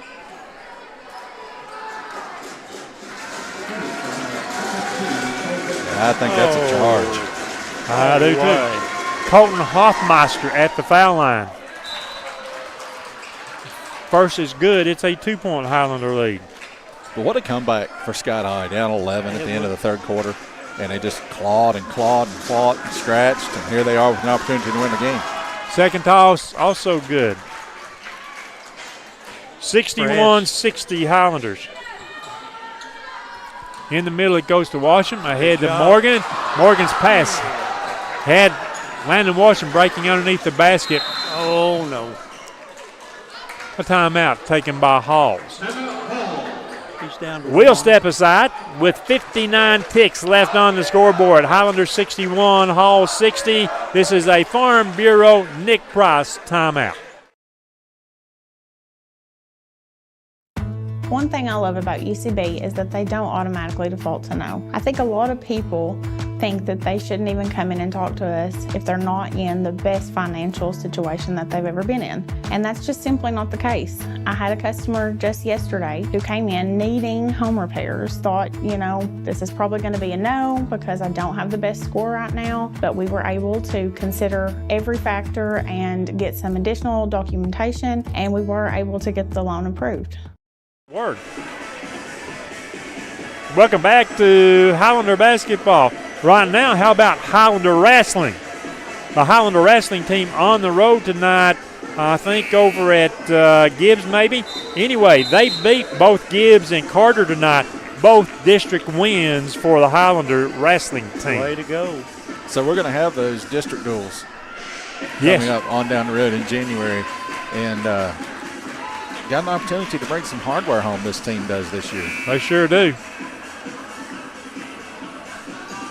And we appreciate Coach Jason Jeffers for sending me that info so that I could pass it on. And, of course, we thank everybody for following us on the IH Sports Network. We sort of slowed down, I guess, in the boys' game, asking to see who's watching us tonight. Driving into the paint off the board, no good, and a foul over the back. As Landon Morrison blocks out to get the rebound. The foul was on Gavin Barbary. And who else would have gotten that foul than number 12? I mean, gotten that rebound. I mean, he has been a rebounding machine. Oh, yes. And 7 points in the second half, so it's not like Comparado's been just silent, but we really haven't called his name in the fourth quarter. Exactly. Oh, the entry pass comes in to Lloyd. He needs some help with a basketball. Somebody needs to come back and help him, but there's a timeout taken by the Highlanders. 42 seconds to go. How about we take another Farm Bureau and Nick Price timeout?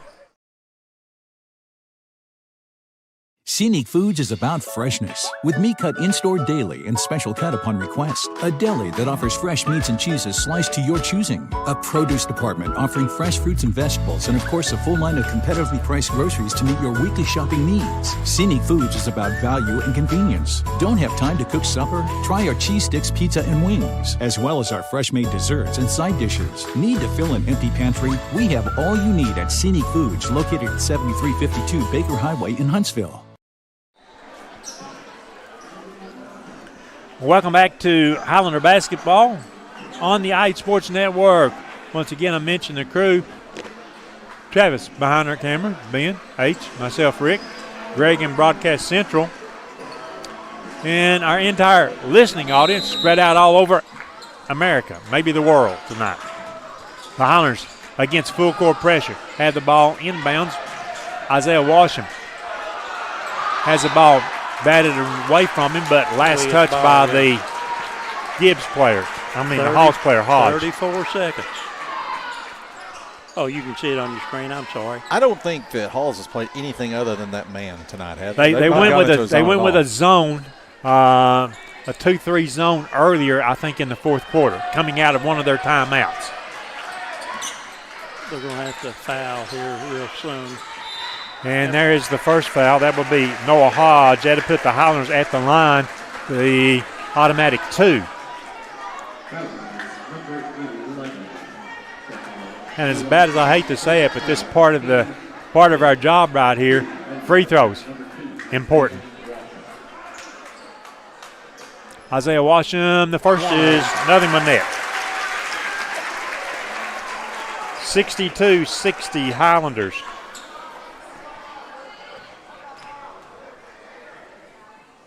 Second toss by the senior, also good. 63-60. Got to know where number 5's at. I guarantee he's going to get a touch. Working hard for the ball, he walked. Get your hands up. Shot no good. Isaiah Washam there with a rebound. He's going to be quickly fouled with 12 seconds to go. And again, what a comeback for this Scott High team tonight. Absolutely. With about a minute to go in that third quarter, I would not have thought there was any way that this team was going to be able to fight back because Halls was playing so good. And if anybody sees this and thinks the Highlanders let down early on, oh, no. This is a good Halls team. Boom. Good shot by Isaiah.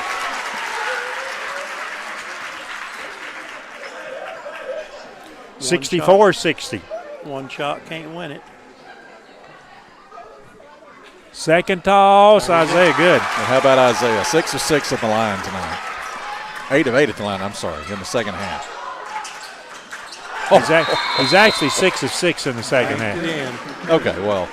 And a timeout taken again with 5 seconds. Why don't we just stay right here? We want to talk about the possibilities. It's 65-63 Highlanders. I tell you what, Halls has affected so many turnovers tonight already. Yes, they have. You got to be, and Scott High's done a good job here in the fourth quarter, just being patient, and definitely got to be patient right here. Take your time and get this ball in bounds. Get the ball in. Obviously, I think you want the ball into number 2, if at all possible, because he's been the money man at the free throw line. Yeah. Can't deny that. The main thing is just to get it in clean. Yes. Got to get it in clean. Because they're going to be doubling. Really probably the hardest thing that Brent Ellis has had to do in 4 games right now is work through this final minute or two. For this game, I mean, win or lose, this is the kind of game that pays dividends on down the road. And you talked about that earlier, Rick, scheduling these teams. It gets you ready because the district will be a dogfight. And Scott High is a favorite in the district, but it's not going to come easy. And you're going to have games just like this at Clinton and AC. This will pay off. I don't think we'll find a more athletic team than this Halls team is. No. Not in the district anyway.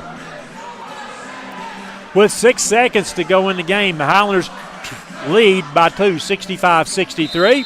Needing to get the ball first inbounds and then second protect the ball. You got him. And there's the foul, and Isaiah will take the walk to the other end. 5 seconds. Yeah, and I think they executed exactly what they wanted to do right there. They looked at the run out, but I think it was going to number 2 all along. The 2 guys, I think, were just to draw players away. Yep. Isaiah with 2 more foul shots. The first one, no good. So Isaiah with his second foul shot, trying to make it a 3-point lead with 5 seconds to go. No timeouts for Halls.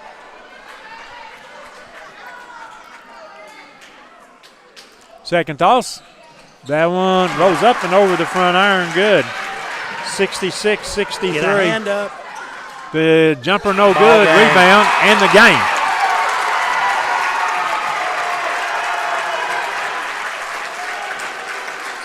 And a really good ovation by the Highlander crowd here. And I didn't observe this. I may have did during a timeout or something like that. Halls brought no people with them tonight. Almost no one. They had maybe 4 or 5 people here. Yeah. Really unusual, but really nice crowd out here for the Highlanders tonight, and I don't think they could have asked for a better showing. A great showing by the Lady Highlanders, and then a really nice. Now that you mention that, even their girls team and stuff, they all kind of left out. Really nice effort tonight by the Sky High boys. A good, tense basketball game. You can't ask for anything more than that in November. Ben, it may have been better than a nice effort, It may have been up a step or two from nice. It was pretty good. Yeah, it was a good game. It was a good game, and we were hoping to have a good game to open our broadcast schedule on the IH Sports Network. Hey, we've got a lot coming your way. Don't forget our Danny King Lumber post game, our superlatives, player of the game, Hustle Award, play of the game. We've got all that coming your way and more. But right now, why don't we step aside? Why don't we catch our breath? Why don't we get these commercials out of the way, and we'll be back with the Danny King post game.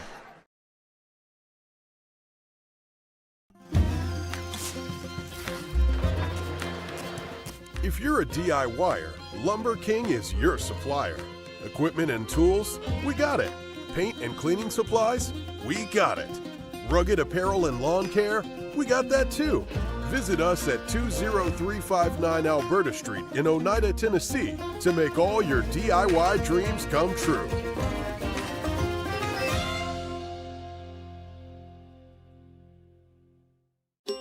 Congratulations to the South Fork Physical Therapy Class of 2026. Through the years, it has been our privilege to be a part of these young people's lives. To all of these seniors, Highlanders, and Indians, we wish you a lifetime of health and happiness. Thank you for allowing South Fork Physical Therapy to be a part of your journey.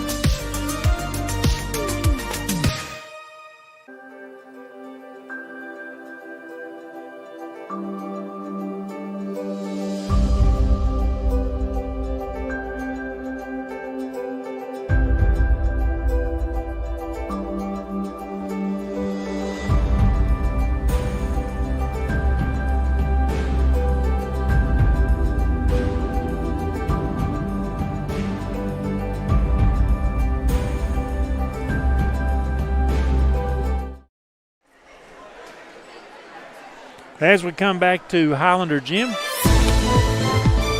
Welcome to the Danny King Lumber Post Game. Danny King Lumber, offering retail and wholesale lumber. Phone 423-569-1430. Danny King Lumber.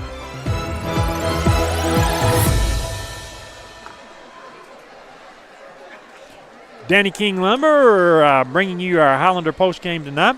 Let's look at the scoring real quick. And I want to tell you right now, I'm off on the Halls totals, but does that make any difference?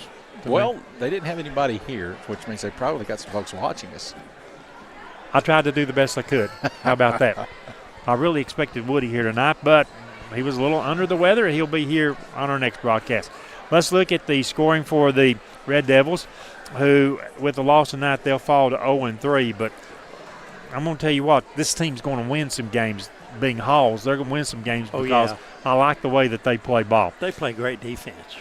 Gage Harrell with 8 points. Colton Hoffmeister with 19 points, 7-7 at the foul line. Miles Comparado with 19 points, including 4 made three-pointers. Noah Hodge with 2. Trevor Lamb with 2. Wade Vandergriff with 4. I think Barbary made a couple of points. 63 total points for the Red Devils. They hit 5 3-point shots tonight. They were 7 of 10 at the foul line, so a good free throw shooting team. That's one of the ingredients that you must have if you're going to be a good team. Now, for the Highlanders, Jacob Morgan finishes the night with 16 points, 14 of those coming in the second half, 8 in the third quarter, 6 in the fourth quarter. Isaiah Washam finishes with 15 points. He was 7 of 8 from the foul line. I already tell you, my number on that one is wrong, but I'll adjust it sooner or later. Wyatt Lloyd finishes with 15 points, one made three-point shot, and 1 of 1 from the foul line. Landon Washam with 6 points tonight, but a bunch of big rebounds going down the stretch in the fourth quarter. Landon Goodman with 16 points tonight. He had 3 made three-point shots, 1 of 2 at the foul line. Jacob Blau, Brendan Brummett both played, did not score. 66 points for the Highlanders. 4 made three-point shots in the second half. The Highlanders were 8 of 11 at the foul line. For the game, they were 9 of 12, 75%, and that's a goodly percentage. And if we can keep that up, that keeps you in a lot of ball games, especially as they're late and they're going down the stretch. So with the win, the Highlanders are now 4 wins, 0 losses early in the 2025-26 season. Pretty good start for that bunch of boys. Yes, and at one point, let me find it right here, we were behind in the latter stages of the third quarter, 51-40, down by 11.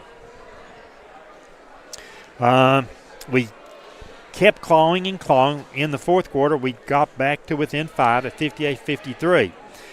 Just keep, from that point right there, we just kept scoring, kept our heads up, kept scoring. Finally regained the lead at 61-58.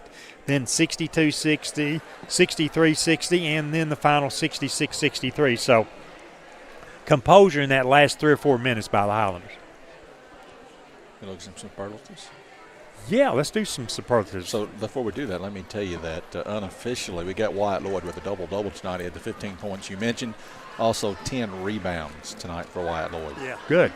So I believe that will be his I believe that's his second double-double in this young season. It is. Yep. We'll do our superlatives right now, and then we've got our Helmwood Food scoreboard coming your way. Our First National Bank player of the game. It's your family, your future, your bank. Since 1904, it's banking that lasts. Member FDIC and an equal housing lender. Our First National Bank player of the game tonight is. So we just mentioned Wyatt's totals, and those were impressive. But I just think Jagan Morgan was a spark when this team needed it. And on both ends of the floor, first half it was defense, and the second half, man, he had some big points. For Scott, finishes obviously with the 16 points. He also had 6 rebounds, and let me see if I can get that pulled back up. For Jagan Morgan, 15 points. 6 rebounds, 3 assists tonight for him. He always gets very key rebounds, too. Yes, he does. Next, we've got our Trophy Master Hustle Award. For over 20 years, Tony and Jeannie Duncan have been providing sports apparel, signs, trophies, plaques, everything up on South Main Street. Tony and Jeannie Duncan, our swag supplier. The Trophy Master Hustle Award tonight goes to. I don't think there can be any doubt about this. Landon Washam, 12 rebounds, team high in that category for him. And, man, he just – it started with his offensive rebounds and in the third quarter, and then in the fourth quarter, just really big defensive rebounds for Landon Washam. Certainly. And now our play of the game. Play of the game brought to you by Scott Morgan Farmers Co-op. They're driven to serve at 17451 Alberta Street in South Oneida, and the Scott Morgan Farmers Co-op play of the game was. Let's look at it right here from Wyatt Lloyd. Early in the game, he gets the steal. Beautiful spin move. Well, not really a spin move, but nonetheless, a great play. Yes. Yeah. And that helped the Highlanders in that first quarter get the lead.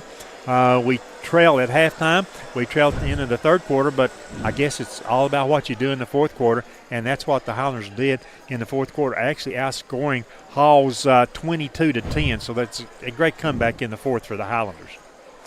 We already did our Scholar Athlete earlier. And don't forget, throughout the basketball season, we're going to be bringing you something we call Something's Brewing, brought to you by Big South Fork Brewing, pouring the spirit of Scott County. So look for that, as we'll do that in both, at least once in the girls' game and once in the boys' game. So that is Something's Brewing. When we say a change of pace, and I thought we had some real good ones of those tonight. How about our Hellenwood Foods scoreboard? Hellenwood Foods, 24-pack of canned Cokes. That's $13.99. And ribeyes at $10.99 a pound. That's at Hellenwood Foods this week. All right, all these scores are going to be boys' scores. All these scores are going to be finals. It was Oneida tonight defeating Oakdale 99 46-47. Tellico Plains over Austin East 76-63. McMinn Central defeats Woodland, Georgia 44-43. It was Seymour over Carnes 56-46. Wartburg, maybe a little bit of an upset win over Eagleton Academy tonight, 76-49. Yeah. Bearden defeats Cane Ridge, 86-54. Bearden also defeated Independence today, 68-53. Oak Ridge over Siegel, 61-58. Bradley Central defeats Kingston, 74-47 down in North City. It was Sequoia over Copper Basin, 97-40. And Cookeville falls to Brentwood today, 83-54. And this is not a score, but the Highlanders wrestling team on the road tonight at Gibbs. They defeated both Gibbs and Carter tonight. Both of those are district wins for the Highlander wrestling program. And we told you earlier, Tennessee defeats Houston tonight, 76-73. That was a rematch of last year's Elite 8 game in the NCAA tournament. Tennessee gets the upper hand this time. However, Tennessee in first place out in Las Vegas with 1 day to go. But if Michigan wins by 4 and Gonzaga wins by 14, I think is how it goes, Tennessee will not be in the championship game, even though they just knocked off the number 2 team in the country. Now that's messed up. That is how it is. That's a weird tournament bracket type thing. Yeah. So yeah, we could never do that in high school basketball because we can't do math that good. In Vegas, it's all about the numbers. It's all about the numbers. It's all about the numbers. It's all about being on the right side with the numbers. Yeah. What we were hoping for is we'd get Coach Ellis up here. We've talked with him a couple times. He says, I'm not sure about that. And I said, we never have to come up. So I guess we'll take a little pressure off of Coach Ellis tonight as his Highlanders have just won their 4th game of the season, 66-63 over Halls tonight. And once again, the girls, good victory for them tonight, 61-36. Improving their record to 3 wins and 1 loss. The Highlanders have 2 games next week, both on the road, Tuesday night at Campbell County, Thursday night at Loudon. Remember, if you want to follow the Highlanders at Loudon next week, we'll be here doing wrestling, but you can follow that on redskinsradio.com. Do that for my friend Chip, as he's the sponsor of that. So anyway, that's our coverage. And for the guys, if you got a final word, say it now. Otherwise, Hey, I'm going to tell you guys, I enjoyed watching the girls earlier this evening. Impressed to watch that young team, the way they play ball. And this boys team, I'm going to tell you, I think they're going to make some things happen this year. Hey, let me just say it's a good time to be a Scott High basketball fan. It's a good time to be a basketball fan in Scott County. You heard those scores on the Hillwood Food Scoreboard update from Oneida. They've got a couple of teams that are going to be in contention for district championships up there as well. You know, there would be nothing better than to end this season with 4 district champion teams, in my opinion. But anyway, to all of you guys and to everybody at home, I just want to say everybody have a great Thanksgiving. Yes. Indeed. That's it. Thanks, Travis, Ben, H, Greg back on the board. This is Rick Keaton signing off for the Highlander crew.